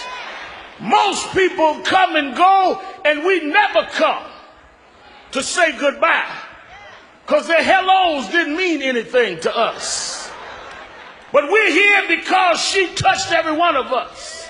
And we need to make a Rosa resolution. I said to some of the young rappers the other day talking to me about, well, you get on us about calling women out their names. I said you need to come and know the story of a dignified woman. They make the excuse, Mayor Kilpatrick said, well, you know, we love Aretha and that generation, but we just kick it like we see it.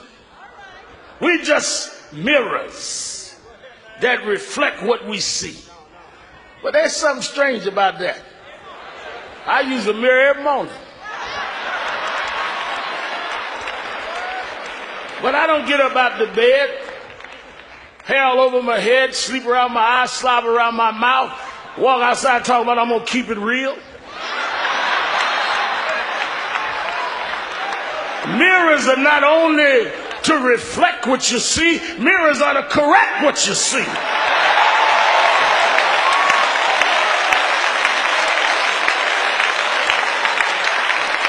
You need to make a Rosa resolution that we're going to correct what we see. We're going to keep the fight going. And we're going to have James Crow Jr. Esquire know that we are the children of those that change the world. My Rosa resolution is they won't have no rest until we finish the fight. Wherever I see an injustice, I'm going to stand up. If I can't stand up, I'm going to speak out. And if I can't speak out, I'm going to do like a Rosa. I'm going to get me a chair and just sit in the way. You're live. Keeping it real. Keeping it real. I'm your host, Keeping It Real, Reverend Al Sharpton, and we're back.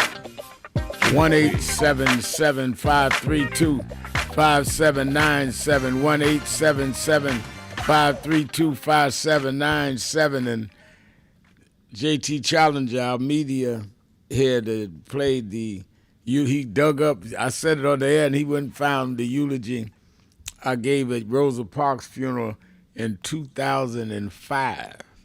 That was 20 years ago, the Rosa Parks funeral in Detroit. And that was one of the honors of my life. Rosa Parks, the mother of the Civil Rights Movement, the mother of this nation, really. And I guess as you go around your birthday, you start thinking of the good things that God bless you to do. And all of us had words that day. I thank God I was able to be a part of that. Let's go back to the phones, 1-877-532-5797, 1-877-532-5797. Let me go to Spencer in Little Mountain, South Carolina. Spencer, you're keeping it real with Al Sharpton. Hello, Reverend Al. Hi. You know, I've been listening to, this morning on how things comes about. And one of the things I respect your show for, it gives the caller and you a chance to exchange information, and the listeners, wherever they're at in America, they learn something. Okay, now I'm saying that now to bring something up because I think what I'm going to say may make you double think, is the fact I called you to openly discuss the government shutdown weeks ago. But what you did was quickly got me off the air. And I'll do it again. Whoa. I will do it again if you take too long. I got you off the air because you kept being repetitive, and there are other people that have to call in. So let us be respectful of other people as people are respectful for you and make way for you. So let's get to your point. Go ahead. Okay, my point is this. The information I wanted to share through you to the radio audience. Share it now. Was the fact was some. Share it now. Well, that's just it. No, the shutdown didn't happen. Right. What I'm trying, look, the information that was I thought was unique and we should spread it was before the shutdown. See, that's what's happening now. This shutdown now is going to bring out a lot of people that's basically blocking information. They're not sharing it. Well, I'm asking you to share us the information. It's already done happened now. From where I got. Okay, so what I'm saying is the reason you and I quarrel on the air is you remind me I travel out. You take a long runway to take off, and it kills the segment. So if you've got some solutions or something you want to suggest, say that. If not, let me go on to the next call. Rather than complaining about you didn't get you get 7 minutes last time, because I cannot give any caller 7 minutes. Well, no, I didn't know that's what I was getting because I'm really a fair person, mainly because, like I said, for 20-some years. But you're eating up time. We've been talking 2 minutes now about your last time. Do you have something you want to suggest now, Spencer? No. I wanted to make sure you understood when people call in, a lot of times, or either some of the few times, if you ask them then what's going on, what's happening, you will find out more for the radio audience. That's what your program absolutely, but it's fair for them to respect other callers. We have a board full of callers. Well, of course. So wait a minute. There's like 6 minutes in between each commercial. If you take all of those 6 minutes, 2 people can't get on the air. Like we just wasted 3.5 minutes with you talking about a call that you made 2 weeks ago that you thought you should have got longer than the 5 minutes you got. Thank you for your call. I cannot do that. What I want people to do is the reason I do is 3 hours a day is to give people an opportunity. But you cannot act like what everybody else got to say don't matter, only what you got to say, and just keep talking and run me through commercials and all of that. That's not fair to other callers. Now, sometimes I let people talk through commercials because there may not be other callers on the board. But if I look up there and you got 5 or 6 people waiting, I'm cutting your time because I want everybody to have a chance to talk, just like you want to talk. Let's go to Mary in Seattle, Washington. Mary, you're keeping it real with Al Sharpton. Hey, Rev. You always keeping it real. I'm going to be brief. Happy birthday to you because I missed many of your birthdays. And I just wanted to say about your president. Mm-hmm. He has mental issues. I've been observing him a lot. I used to work. My last years I worked in Alzheimer's unit. Reverend, the president has some mental issues. People are not addressing. They don't notice. I noticed because I worked with the people before. That's what's wrong with him. But I don't understand why they don't want to bring it out. And people need to be aware and pay attention because he has mental issues. He has more issues that people don't realize, and I don't understand why they don't bring it out. But, Rev, I love you dearly, and I'll be glad when you finally come to Seattle, Washington. I'll be glad to get there. All right, I will be promising that. And I miss you talking to you, but I do always listen. Last call for the break. So you keep it real, and happy birthday, and have a great birthday. Well, glad to hear your voice, and glad to know you're always listening. I always look for you on the board. I got others on the board, but let me take my break. We'll be right back. More Keeping It Real. Sharpton coming back with Policy Day with attorney Jennifer Jones Austin. Be right back. Joining James Brown, Muhammad Ali, and myself now from New York City is the Reverend Al Sharpton. And Mr. Brown, James, I'd like to ask you about this young man, how you came to meet him, and what the National Youth Movement, which he represents, is all about. Tell me something about that. It's about teaching young kids the right way to go, and the things to be involved in education. Don't be a dropout, which is one thing I'm very much behind. Unless kids have guidance, they have no place to go. And the idea is to try to mold them. I mean, we think of anything, we think of it as a baby. And what we molded them to be is what it will be later on. He used to stand at my back door, and he believed in what I said, the Don't Be a Dropout program, and the fact of helping kids and giving the right idol and the right image to go with, cleaning, grooming, and wanting to work, wanting to be something. I started as a kid, a juvenile delinquent, and everything. Had no model. And I was able to be a model for a young man like this. And what he turned out to be is a minister, and he preaches the right thing, and I'm for him 1,000%. I'm for everything he's about. Mr. Sharpton, how national right now is the National Youth Movement? Is it something new? Has it been going on for a while? Do you have a stated number of members? Tell me something about it. Well, we don't really get into a numbers game because that's been a trick that has been played for the last 20 years. What we're basically interested in doing is saying to young people of impoverished backgrounds that there are people like a Muhammad Ali and a James Brown that represents hope to us. Because these people, despite all of the social odds, despite the unemployment statistics, despite the lack of education in their day, were able to grow and be something that we can be proud of. A man like me didn't have a father at home, but I had a James Brown to look up to and would want to sing and dance like him, or Muhammad Ali, who I saw stand up and give away millions of dollars of stamps to the government so that I would have a right to come 10 or 20 years later and try to fight for my kids. So what we're saying is there are symbols and images that kids can look up to and not have to throw a brick through a window, but that can work by the sweat of their brow and succeed, just like these two gentlemen did. But considering the numbers of young kids today, and Rev, there are hundreds of thousands or tens of thousands of kids who really are in hopeless and desperate situations, is it enough to just offer them an example? You say hopeless, though. Not hopeless. Well, let's say, well, to them, 10, 11, 12-year-old kids, it's never hopeless. There's no such thing as hopeless. It's never hopeless. When I got 8 to 16 years for breaking and entering as a kid, because I was hungry, and here I am today, it's not hopeless. Don't say hopeless. Then we say we're carving out. I don't believe in hopeless. Don't you think it's hope? If you believe in something, try it. No such hopeless. I don't believe in hopeless. We're not going to go with that. And I think he's not about teaching them how to get out and fight for themselves. That's what it's about. No, it's not hopeless. Everybody has a cause and everything, but everybody want to live.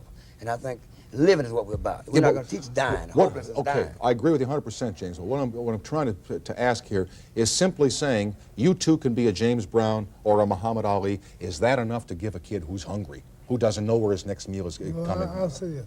Give him somewhere to go. I think it's awful weak to tell a kid you can be a James Brown, one of the greatest entertainers in the world, and me, one of the greatest fighters. And like you said, the hundreds of thousands of millions of kids that need a break. You can't have that many great people, but they can get educated. They can go to school. They can learn. I'd like to say one thing. We have crime today. It's a big problem.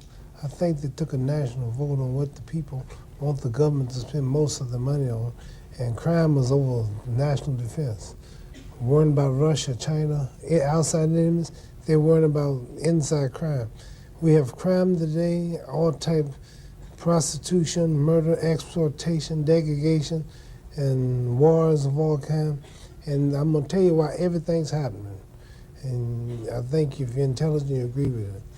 If we were riding an airplane and the two pilots died for some reason, is there anybody in this room that can go in the cockpit, pick up the radio, start working it, bring the plane in, depressurize it as it land, and make it, and late at night on a stormy day? You couldn't do it. Right. Well, but if you learn how to fly, or if they show you how to fly, you can. Since God made the world and God made us, He sent the Bible, the Torah, the Quran, sent Moses, Jesus, Noah, to show us how to run the world. And God left His laws. If we don't follow His laws, then we crash. Let me say this, though, Mr. Snyder, in response to your question to Mr. Brown, Mr. Ali. Yes, it is enough to begin with showing them an example, because before you get to education, you need motivation. If you don't have motivation to get out of the bed, you won't make school or the party.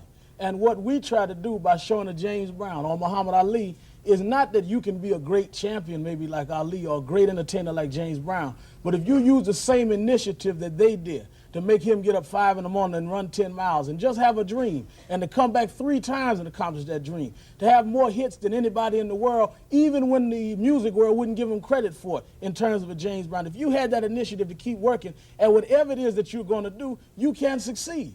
And what we're saying to them is you may not reach the plateau of public prominence of them, but if you can reach the personal discipline and personal motivation of them, you can reach a plateau in your life. Because it's not about looking for a government handout, it's about looking for a way out, as James Brown said. All right, and then how receptive are the young people that you tell this to? Very receptive. Really? Very receptive. Very receptive. I think that people have misunderstood that most people of impoverished and depressed areas are not looking for the government to give them something. They just want a chance. I remember when I was a little boy, James Brown used to sing, I don't want nobody to give me nothing, just open the door, I'll get it myself. Well, that's all people want now is a chance. Let me get a piece of the action. Let me get a piece of the pie. Let me stand up on my own. All right. At one man should have the major corporations, the government, should get behind him and push the programs that he's about. Except maybe if he does it himself and gets grassroots support, it's better than having the government stick their nose in, because they have a way sometimes. We're not talking about control. Yeah. We're not talking about control. We're talking about a way of start. You know, they have to start. If they fund crisis and fund all these different other things, they can fund a small man to get started.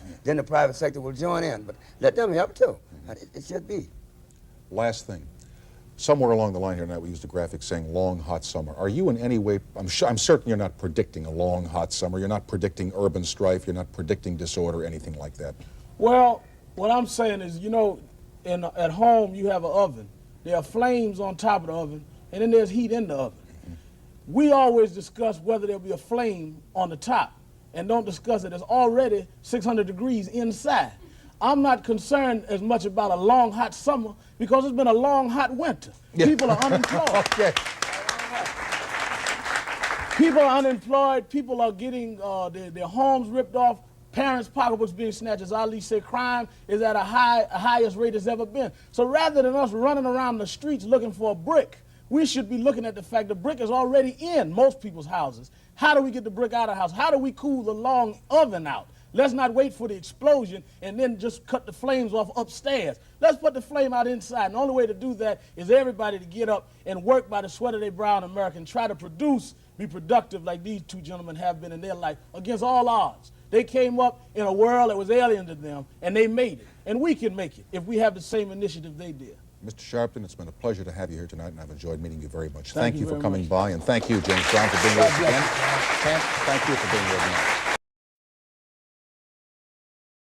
So who is Al Sharpton anyway?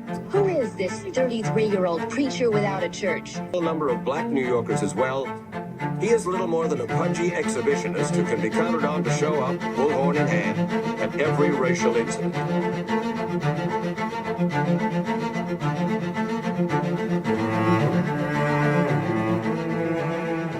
I often quote Mark Twain saying, the two most important moments in life is the moment you are born and the moment you find out why you are born. I had a very troubling conversation the other day that prompted me to do this little video. Young man that I've known a while came to me and he was crushed. I mean, really crushed, because people were criticizing his work. He's in the ministry, but he's also an actor. And he said he couldn't understand why people were jumping all over, criticizing him, trying to find scandalous and derogatory things about him.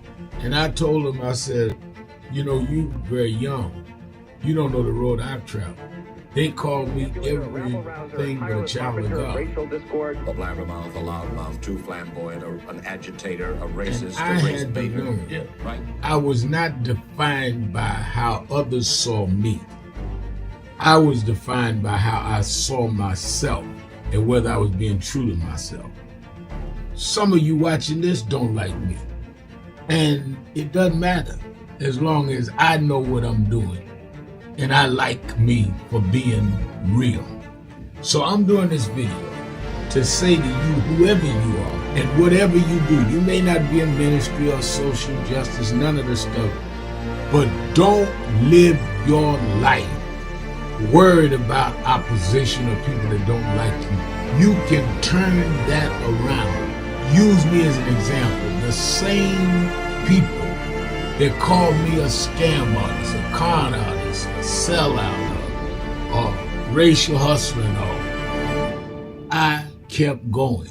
And the people I respected started respecting and publicly embracing my work. When Coretta Scott King, the widow of Dr. Martin Luther King Jr., had this to say about Al Sharpton. A leader who has protested injustice with a passionate, unrelenting commitment to nonviolent action in the spirit and tradition of Martin Luther King Jr. And I am talking about your leader, our leader, the Reverend Al Sharpton. The other thing that hasn't changed is the National Action Network's commitment to fight injustice and inequality here in New York City and across America. And that's not only a testament to Reverend Sharpton, it's a testament to all of you who are here tonight. First and foremost, to Reverend Sharpton. I saw him when he first came on the scene, and I have marveled at his tenacity, at the development Real! intellect, Keeping it real. his devotion to our movement. I am your host, Reverend Al Sharpton, and I already see on the board forensic accountants saying, "Hi, Mr. Sharpton, it's what he says, it's step up time." Y'all moved it off the board before I could read it. Happiness Donuts, he had a follow-up to that, but he said hi, and then he was saying it's good behavior time, I think is what he said.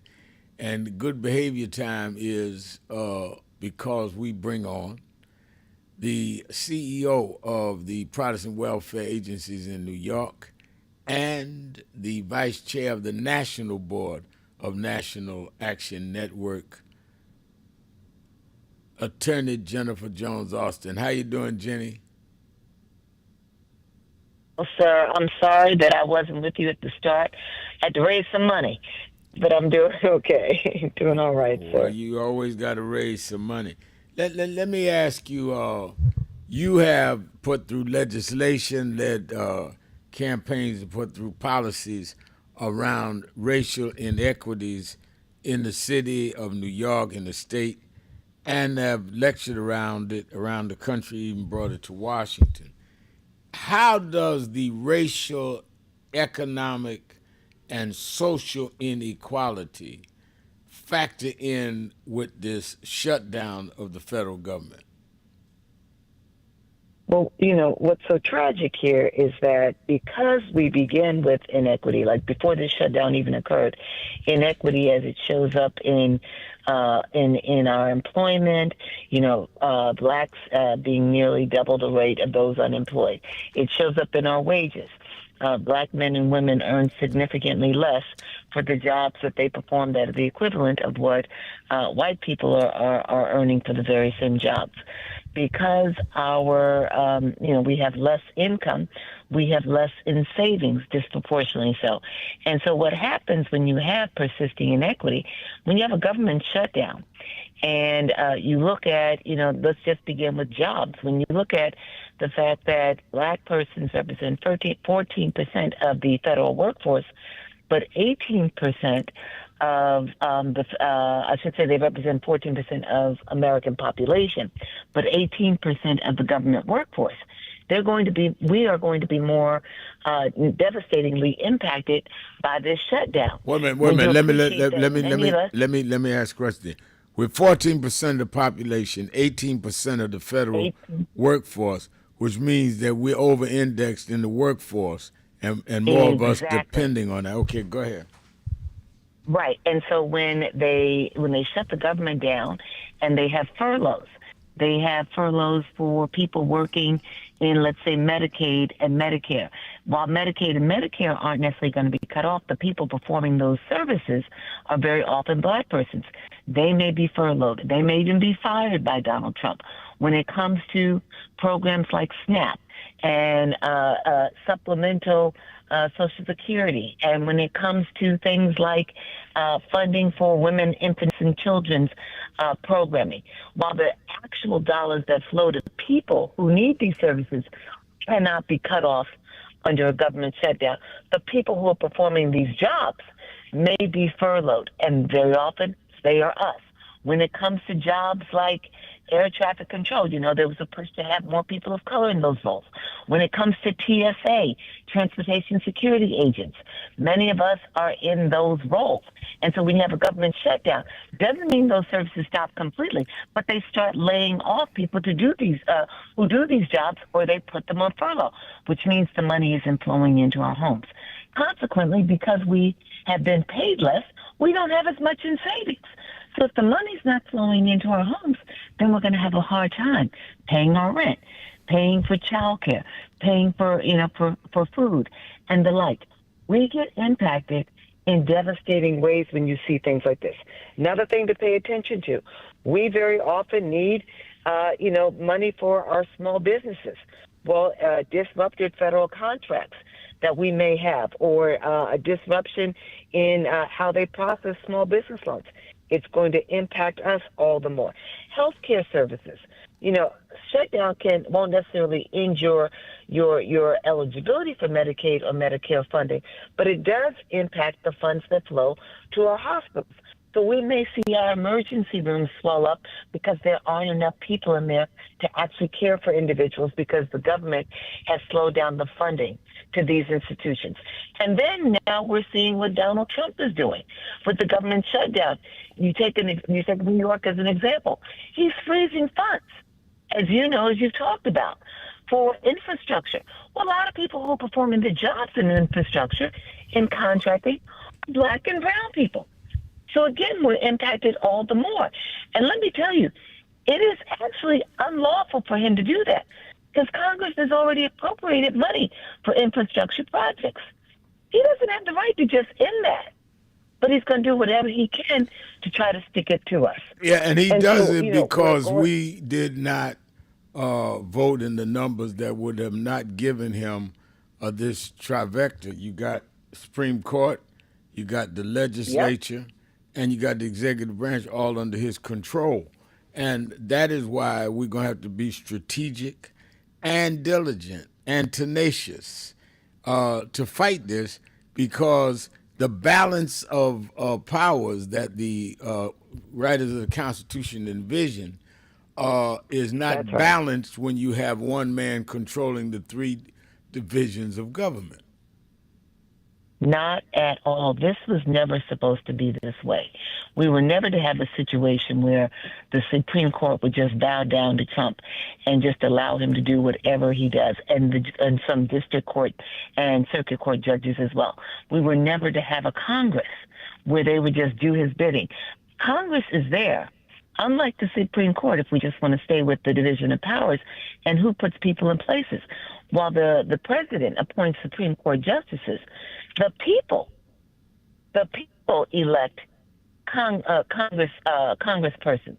And so these congressional leaders and congresspersons should not be bowing down to Trump to do his bidding. They should be listening to the people.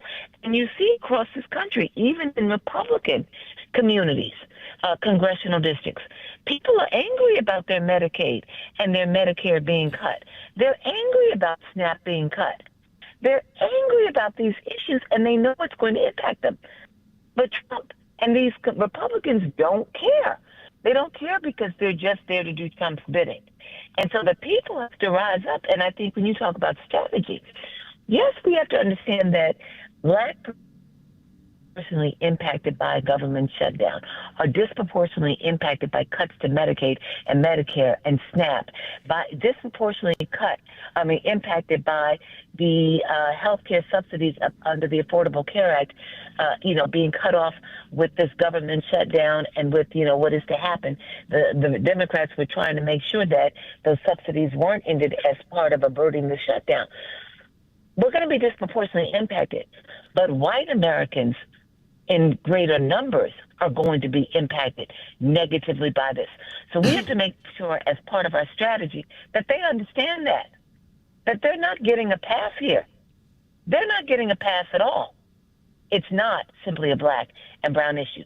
We're going to hurt more and more immediately, but this is going to hurt everybody. Let's go to Jay in Pennsylvania. Jay.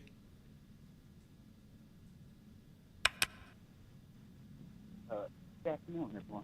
You got to talk louder. We can't hear you. I said, good afternoon. Good afternoon. So, just had a quick question, please. I've been noticing. You got to speak up. For some reason, you're coming in low. Can you hear me better? Yes. Okay. I've been noticing the same messaging for over 6 months, and it's, to me, when the Republicans come out with a sledgehammer, the Democrats are coming out with like a piece of toilet tissue.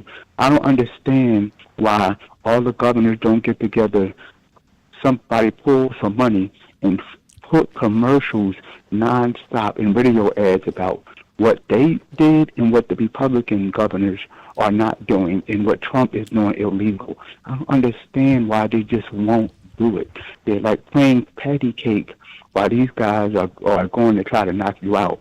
It's like, it has to stop. I don't understand it. I mean, I know you guys get to talk to some of these leaders, and the people that didn't vote are the people they should be trying to reach, and they're not even doing that. That's why Harris lost the election, the non-voters. And I don't see how King, Jeffries, or Schumer doing anything besides, well, he's hitting below the belt. Well, you hit below the belt. The only way you are going to win is unless you hit below the belt and reach some of these people that are not listening. He's going to do things that are worse than he's doing now, and it's getting scary with this health crisis, and it's going to affect mostly people in those states that the states down south. And they're not even doing nothing about that. They have to do something. It's frustrating to talk to you guys on the phone and conversations, and nothing's being done. Like the Jasmine Crockett's and people like her, the only one that seem to want to say something. The rest of them, I don't hear anything from none of them. So I'm just concerned. So what is it that you want to hear from them? I want to hear more commercials, radio ads, specifically. Yeah, but they got to pay for them. They have to pay for them. Well, I know that's what I'm saying. All these Hollywood millionaires that are going to these fundraisers, why don't they just all put in like some money and put these commercials on? All right. Or radio ads. All right. Thank you for your call. Let's take a break. We'll be right back. More of you on the phones. Keeping it real. Shopton, Jones, Austin. Be right back.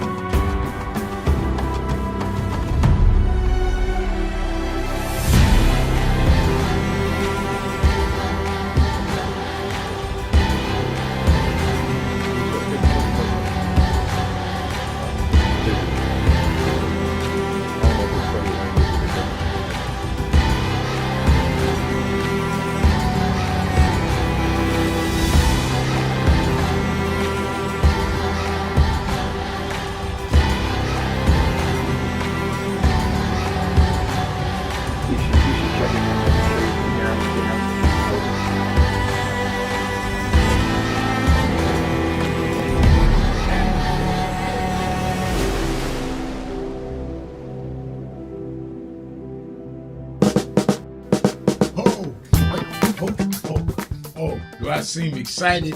I am excited because this Saturday, the National Action Network Saturday Action Rally starts live on WBLS 107.5 FM in New York. We're going to expand. Every Saturday morning, we're live on WBLS 107.5 from 10 a.m. to 11. You'll hear the message. You'll feel the energy. You'll be involved. You won't be sitting around talking about, oh my God, look at what's happening. You'll be involved in dealing with what's happening. I'm excited, and you should be excited to turn on WBLS 10 a.m. every Saturday morning. I have a message for you, and if you want to, you can come to the House of Justice and be there live, 145th Street and Lenox Avenue. We kick off at 9, and we don't stop until we deal with getting our people energized.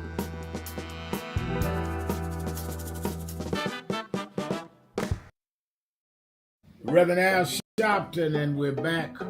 1-877-532-5797. 1-877-532-5797. Let's go back to the phone. Attorney Jennifer Jones Austin is.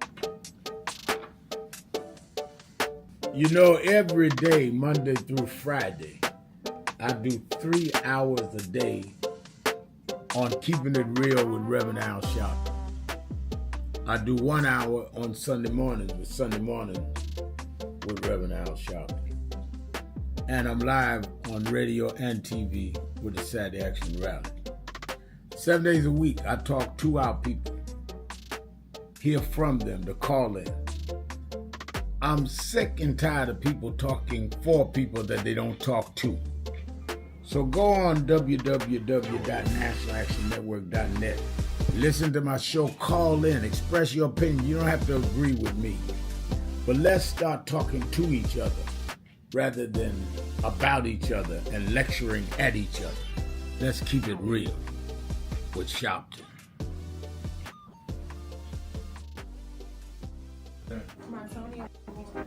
Oh.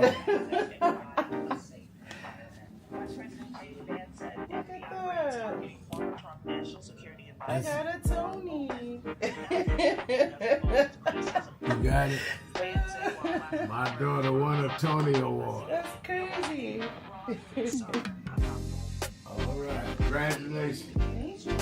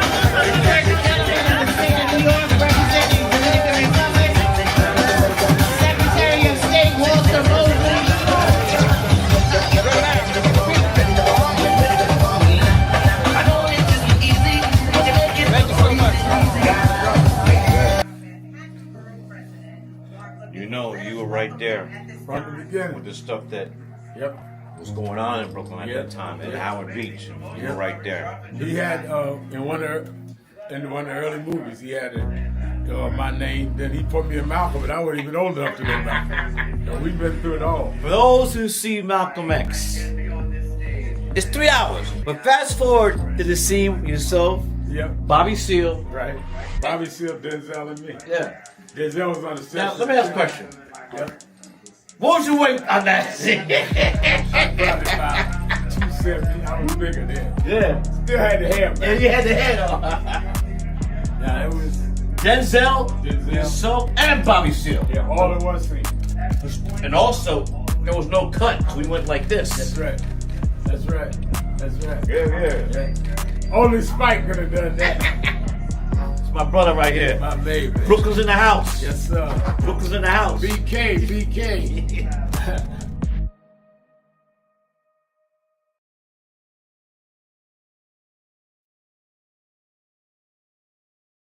We have a short visit, so we just wanted to greet you all and thank you for allowing us in. Yes, sir. We were with Gold. Yeah, we was here. They were on the plantation. Our family was on the plantation. Wow. And that's, of course, that's the slave house. That's one of the slave houses. Sir, it's been 13 years. That's right. Good to How see you been? Doing fine.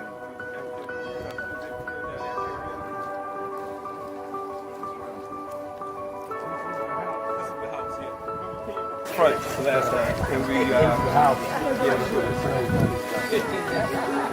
Alexander Shaw.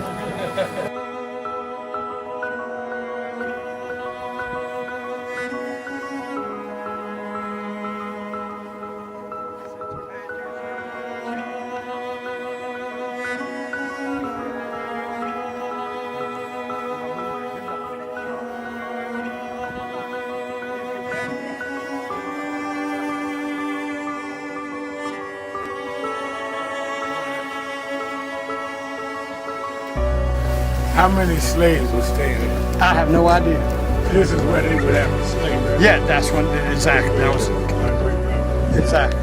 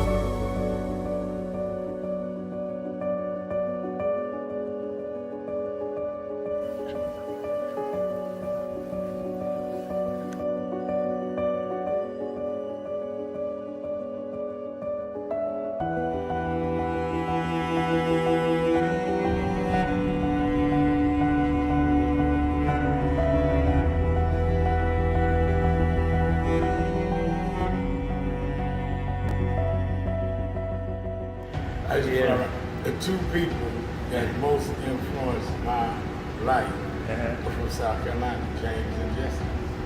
Jesse right up the road with me. I went over his mother's funeral. Jesse walked me to my mother's casket. To South Carolina. That's the balance of my life, James. Yeah. Civil rights, shoulders. But also where your people from too. Literally. Yeah, right. And when I knew Jesse was from James, I started Brevard. Yeah. And James had died before I knew about him in South Carolina. Oh, really? Yeah. James died December 25th. He died Christmas Day. Keeping it real. I'm your host, Reverend Al Sharpton, and we're back. Attorney Jennifer Jones Austin is our co-host. Let me go back to the phones and to our message board. I'm seeing on our message board, the Democracy.Fund says to O.G. Kelly, I was once a Hassan Piker fan, but then I realized he's every bit as toxic as Rogan and Theo Vaughn. Just watch him joke with Theo about how, quote, racism used to be so easy. Wow, wow. And they're saying it out loud. One thing you can say about Trump is he says out loud what he's talking about. When he went through that thing of we going to bring the country back to merit when he was addressing the military officers the other day, that's about as blatant as you can get because he's talking about when it was merit for white men, when women, blacks, and others were not considered. That's what he's talking about. Let's go to Rick in Atlanta, Georgia. Rick, you on Keeping It Real with Sharpton and Jones Austin. Black Power. Good afternoon, family. How are you? Good afternoon. I wanted to talk to the listening audience about the shutdown, and I wanted to put it in a Pan-African perspective, because some of the callers have been very astute in noticing the disproportionate number of African Americans in the government workforce. And with the Pan-Africanists support health care. Let's get that straight. We're not supporting a shutdown, we support American health care. And the problem is, we understand that it's going to take sacrifice. Okay? And I know when you talk about those families, one of the situations is we become so nonviolent, we become non-action. Dr. King, I'm calling from Georgia, it's well known. Dr. King didn't just boycott the buses, he got alternative rides for the people going to work. There was an infrastructure during the Montgomery boycott. Westmore got on TV and came out in a divisive press conference talking about the blacks and the people who will be affected by the budget, by the shutdown. That's irresponsible. We know there's going to be sacrifice. We're in a long-term struggle against a man. And let me, I know I don't take notes, I just speak extemporaneously. But we're in a long-term struggle against a gentleman. And those of you who have confidence in the American system, we need to make the system work. The numbers are with the Democratic Party to hold him and make sanity come back to the Congress. Once we have sanity in the Congress, we can get his attention in the White House. But if we don't allow this process to play out, and we don't allow the Democrats to stand up for something, I'm glad they found something they can mobilize around.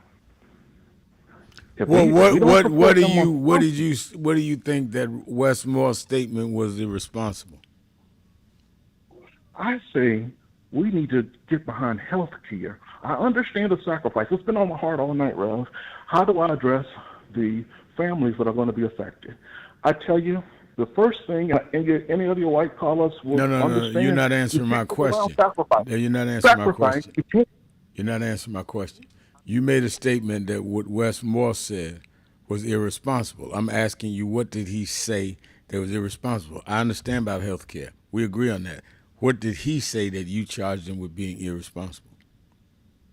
It is irresponsible to exploit the suffering of the government workers as opposed to concentrating on the agenda of getting health care for America and protecting the American health care. Isn't part of what he's saying is that by doing this to the American workers and shutting down, the fight is around the Democrats want health care involved? How's that being irresponsible? Okay. If they don't fight for something, why did you believe in go along to get along politics? No. You can't make a statement on national radio saying a guy made something irresponsible, and then when I asked you what did he say irresponsible, you said, well, he addressed the shutdown, but we ought to be dealing with health care. He made a statement about the workers that are losing because of health care. Part of the problem is we nitpick and attack each other and become more divisive than we need to. I agree with everything you said, but I don't understand why you got to attack the only black governor in the country to say it. I don't understand that. Okay. I will back down. I'm not asking you to back down. I was really trying to find out what he said, because I watched everything he said, and I didn't see anything that he said that was irresponsible. Now, I've seen things that maybe I would have rather him include, but it's not irresponsible what he said. May I ask a question? Perhaps a poor choice of words. But I'm insisting that the fight for health care is more important than the individual fight for the government continuing. I agree with that. We have a chance to shift the tax burden off of the poor and working class if we can stand up and mobilize the base of the Democratic Party. I totally agree with that. If they don't stand up for something, okay then. I agree with that. I agree with that. Thank you for your call. Go ahead, Jenny. You was going to say something. What I was curious about was whether or not he was challenging Governor Moore, because Governor Moore said that he was not going to just stand idly by and let the federal workers who live in Maryland go without funds, go without their jobs and their funds. And so he was exploring ways of protecting the workers who live in Maryland who will be without a paycheck. Yeah, well, Governor so when Moore, he kept talking about, Governor Moore did say that. Did that. And I gave the caller the opportunity to say if that was what he was saying, but he didn't say that. So I'm not going to put words in his mouth, but that is what the governor said. Right. But what I'm saying is the governor, and that's okay. And what I'm saying is that if with the governor saying that does not excuse the fact that the caller's right, that the problem of health care. But it's both and. To say that what he said is irresponsible is to attack what he said. What he said is right, and health care is right. It's not either or. That's right. But to say that he's irresponsible is to attack what he said. And that's why I wanted to clarify that. Because you got people listening all over the country saying, oh, Wes Moore was irresponsible. Not irresponsible for him to say, I'm going to find a way to pay my people. Let's take a break. Not at all. We'll be right back. Keeping it real. Shopton, Jones, Austin. Be right back. Time is up. The IRS is in full collection mode for 2020.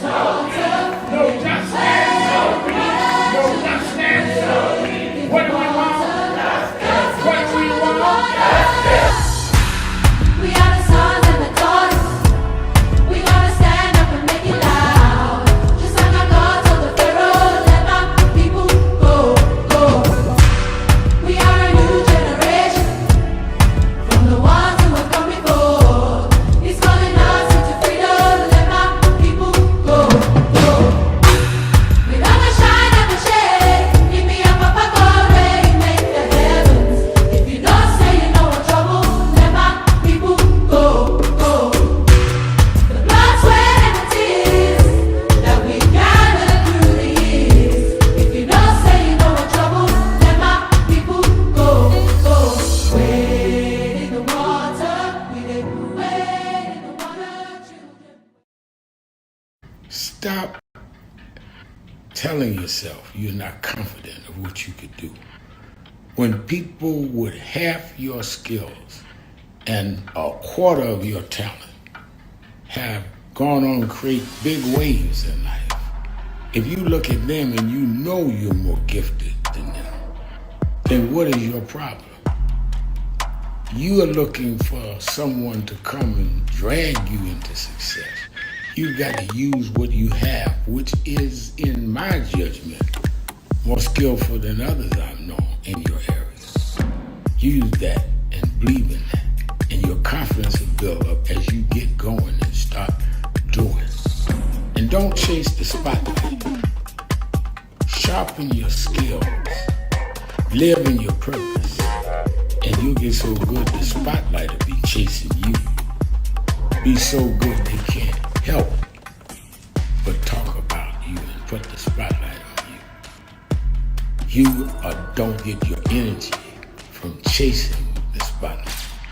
You get your energy by chasing your purpose. The spotlight and other adulation will come with it. Have a great day.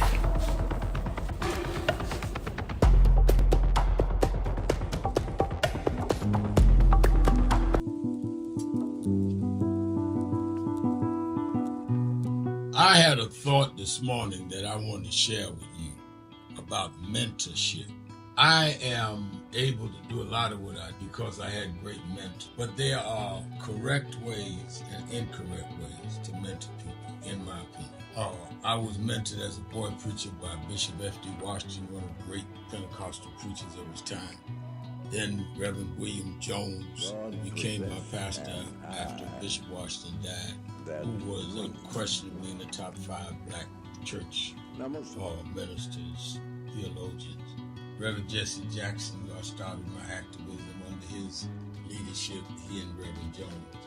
And I learned politics directly as a youth director from Shirley Chisholm. So even though I didn't finish college, I had the most unique education in the world from being exposed to giants.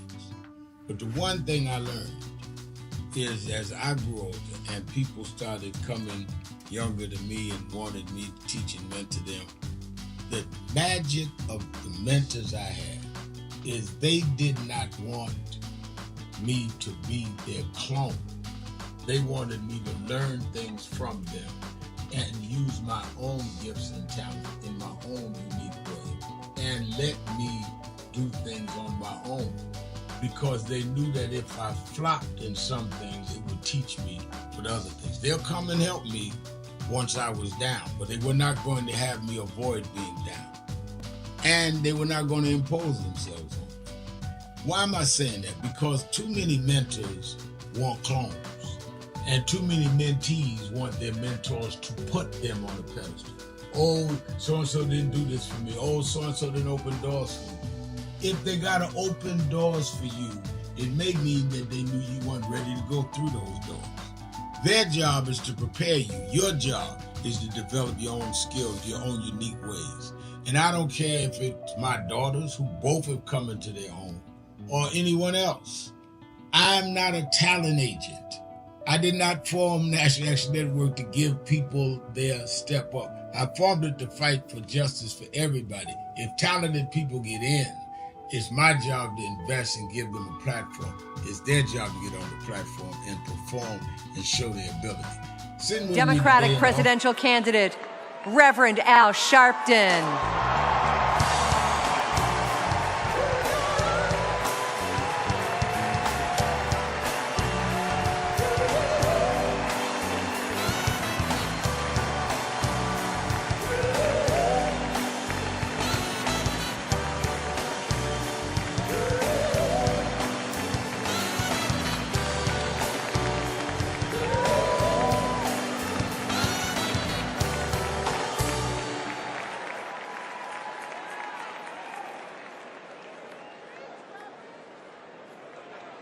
Thank you.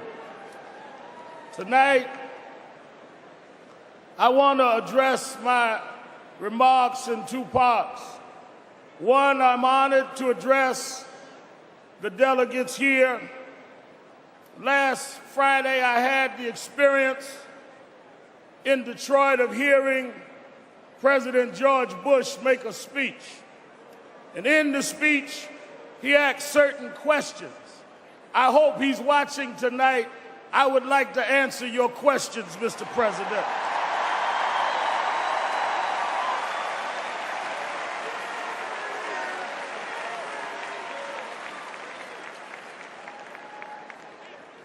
To our chairman, our delegates, and all that are assembled, we're honored and glad to be here tonight.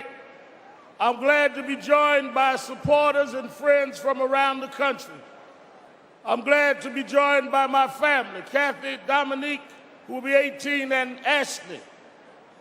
We are here 282 years after, right here in Boston, we fought to establish the freedoms of America. The first person to die in the Revolutionary War is buried not far from here, a black man from Barbados named Crispus Attucks. 40 years ago, You're live. in Keeping it real. Keeping it real. Fannie Lou Hamer, and the I'm your Mississippi host, Freedom Democratic Party. Reverend Al Sharpton. Keeping it real. Attorney Jennifer Jones Austin is our co-host. Don't forget, Saturday and Sunday, 5 p.m. Eastern Time. Watch Politics Nation with Al Sharpton. Live at 5 p.m. Eastern Time, Saturday and Sunday. And I'm already getting some of those in the middle of this shutdown. How it impacts, got a couple of governors, some members of Congress, and whatever state we're at, Saturday and Sunday we'll be on, and we'll be dealing with the issues of military in certain cities and what this means in terms of your health care and other things that will hit you in your homes. Make sure you watch it. I'm going to have the decision makers on. I don't just waste time. I want the people that's in the room so I can question them and make them answer the direct questions. Politics Nation with Al Sharpton live at 5. both Saturday evening and Sunday evening. You in the tri-state area, meet me or beat me to the Saturday Action Rally. We will be there this Saturday. This Saturday is my birthday weekend, and we'll be there 9 a.m. to 11 a.m. at the House of Justice in Harlem, 145th Street and Lenox Avenue in the village of Harlem, 9 a.m. to 11 a.m. If you're not in the New York area, you can watch it live on Impact Television, or you can go to our live stream at nationalactionnetwork.net. And Monday night is the National Action Network's Triumph Awards. And that's our cultural awards. We stop every year. We've honored people that have made a cultural impact on this country and on our communities. And the giants have been there, everybody from Denzel Washington to you name them, have Spike Lee, others have been honored. This year we are honoring, and they will be present to get their honor, Kenneth Babyface Edmonds. Babyface will be there Monday night. Stephanie Mills will be there with us Monday night. Ari Melba, host of The Beat on MSNBC. He does that, I think, fantastic blend of hip-hop and politics. He'll be honored. He'll be there. Chesley Maddox Dorsey, who keeps black ownership of our urban networks alive. She'll be there. And gospel great Vincent Bohannon will be the honorees. And, of course, we'll do a little of my birthday celebration there as well. Tickets are free, but you cannot, I repeat, cannot get in without a ticket. There are no tickets at the door. You have to go in advance. Right now, go to www.nationalactionnetwork.net, www.nationalactionnetwork.net, or you can call the toll-free number at 1-877-626-4651, 1-877-626-4651, and secure your tickets now, and they will tell you where to pick them up before Monday. Do not come Monday without a ticket saying I couldn't get through, or I didn't know, or I went to school with Reverend Al 40 years ago. They will not let you on the premises. Please, let's have an orderly, as we have had every year, Triumph Awards. All right, Jenny, let's go to the phones. It's Policy Day. Todd from Cleveland, Ohio, WERE. Todd, you're keeping it real with Sharpton and Jones Austin. Nobody gets in late and went to school with you 40 years ago? What about 39 years ago? Can they come in late? No. Can they do it? No, not without a ticket. Okay. All right, so October 1st, Jennifer. October 3rd, you. Hope you celebrate your lives. Be conscious, be calculating, be correct. And when you're not correct, at least be accountable to yourself for not doing so. And examine the previous year and be grateful that you got the next year, okay? So that's to the two of y'all. Amen. Yeah, and you're correct. Jennifer's birthday was yesterday. I posted on Instagram, and the only thing I don't understand is all of the photos that our photo department used her down through the years. She has not aged at all. The photos of yesterday look like the photos of 20 years ago. With no photo touching. No, they didn't I saw her on photo your touch. show I saw her on your broadcast about a month ago. She holding up. Married life is treating you well, Jennifer. And I assume your gene line is helping you too. So I got an 86-year-old mother in stilettos. That's not healthy. To tell her don't be walking around in stilettos. But here's what I'm not clear on. I don't know how many people work. There's 2.8 million people that work in the military. I don't know how many people are employed in total by the federal government. So when I listen to you say 18% of the federal workforce, I know very close to 20% of the military is black, but I don't know about the civilian workforce to really kind of assess how much that's really going to be affecting black people, the shutdown. And we should know, for the purpose of people that want to know, that although we're in a shutdown and people are working for free at this point, it really depends on how soon they solve this as to how much it's going to really matter. Because they've been paid already for the first part of the month. And the next pay period is they don't get paid again to the 15th. So this may be settled before the 10th, and it may not. Still be caught up. And it may That's not. true too. The last That's shutdown, true too. last shutdown, Trump was president. It lasted longer than 2 weeks. That's true too. Yeah. I'm saying consider both possibilities and also consider the probability. Well, why don't we consider the possibilities on your income? So why don't we just say we're gonna shut you down, Todd, and you might get your money in 2 weeks, and you may not. Let's just see what happens. That's not great stability, as well as the services that some of these services are shut down. That I outlined when we started. So it's not a painless kind of political maneuver at all. Absolutely not. Absolutely not. And the larger problem to me is the arguments that were made for and against it. I watched J.D. Vance this morning. I don't know if he was speaking this morning or if it was a videotape from yesterday, and he was talking about this happened because the Democrats wanted $1 billion to give illegal immigrants health insurance, which is a lie. I don't. No, they don't get it now. They don't get health insurance now through the federal government, and there was nothing that they introduced to suggest that they wanted illegal immigrants to get. No, illegal immigrants by law cannot get Medicaid or Medicare and don't get health. That's absolutely a lie. That's right. And nobody called him on it. I was waiting for somebody to call him on it, and nobody did. But that's his nature. So I have a question for the two of you because we were talking about it last week. Did you have an opportunity to go back and look at that September 15th judiciary hearing where I referenced Jasmine Crockett, Hank Johnson, the congressman from Maryland, and the congressman from Washington, and how they spoke up about 400 military lawyers to be introduced as immigration judges. Right. Is real stuff. Did you have a chance to go back and look over it? I did take a look at it. And I had a better appreciation, and I believe we're on the same page. Military lawyers are not trained and well versed in immigration law. I have a good friend who's an immigration judge, and the preparation that she undertook. That's the one from North Carolina. Yes, the work that she undertook to actually become an immigration lawyer and then an immigration judge. Years and years and years of practice. Immigration law is not just textbook law. It's nuanced, and there are a lot of particulars around it, and very often you've got to also bring in elements of international.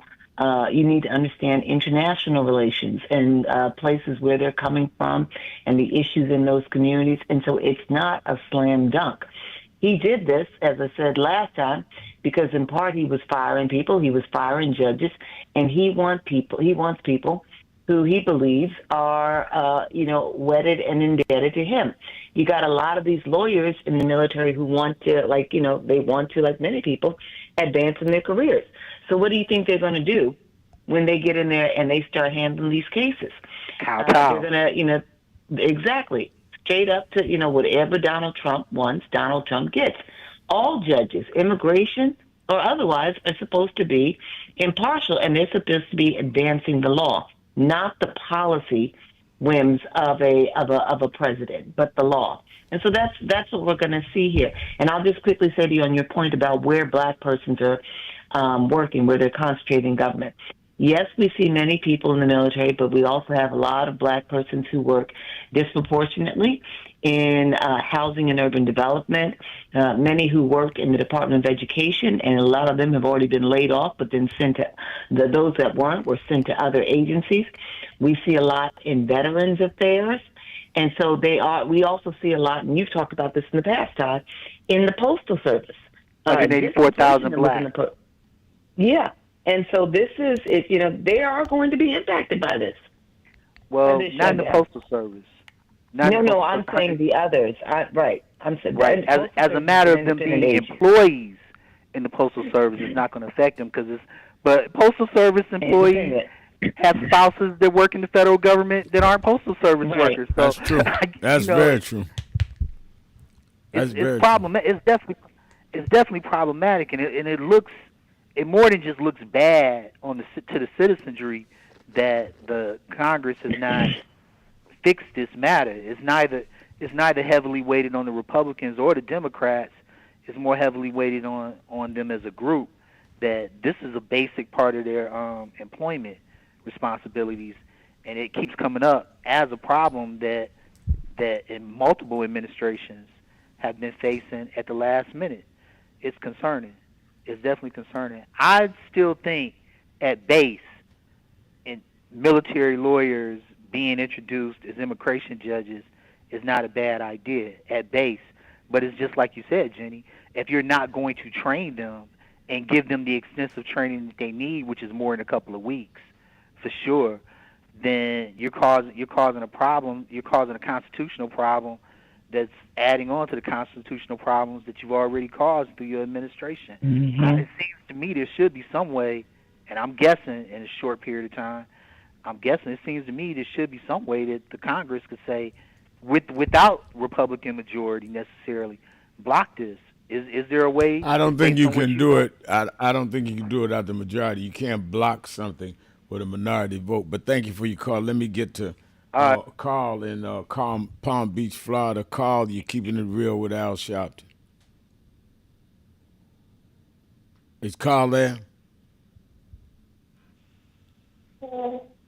Carl's not there. All right, thank you for your call, Carl. You should have been on the phone.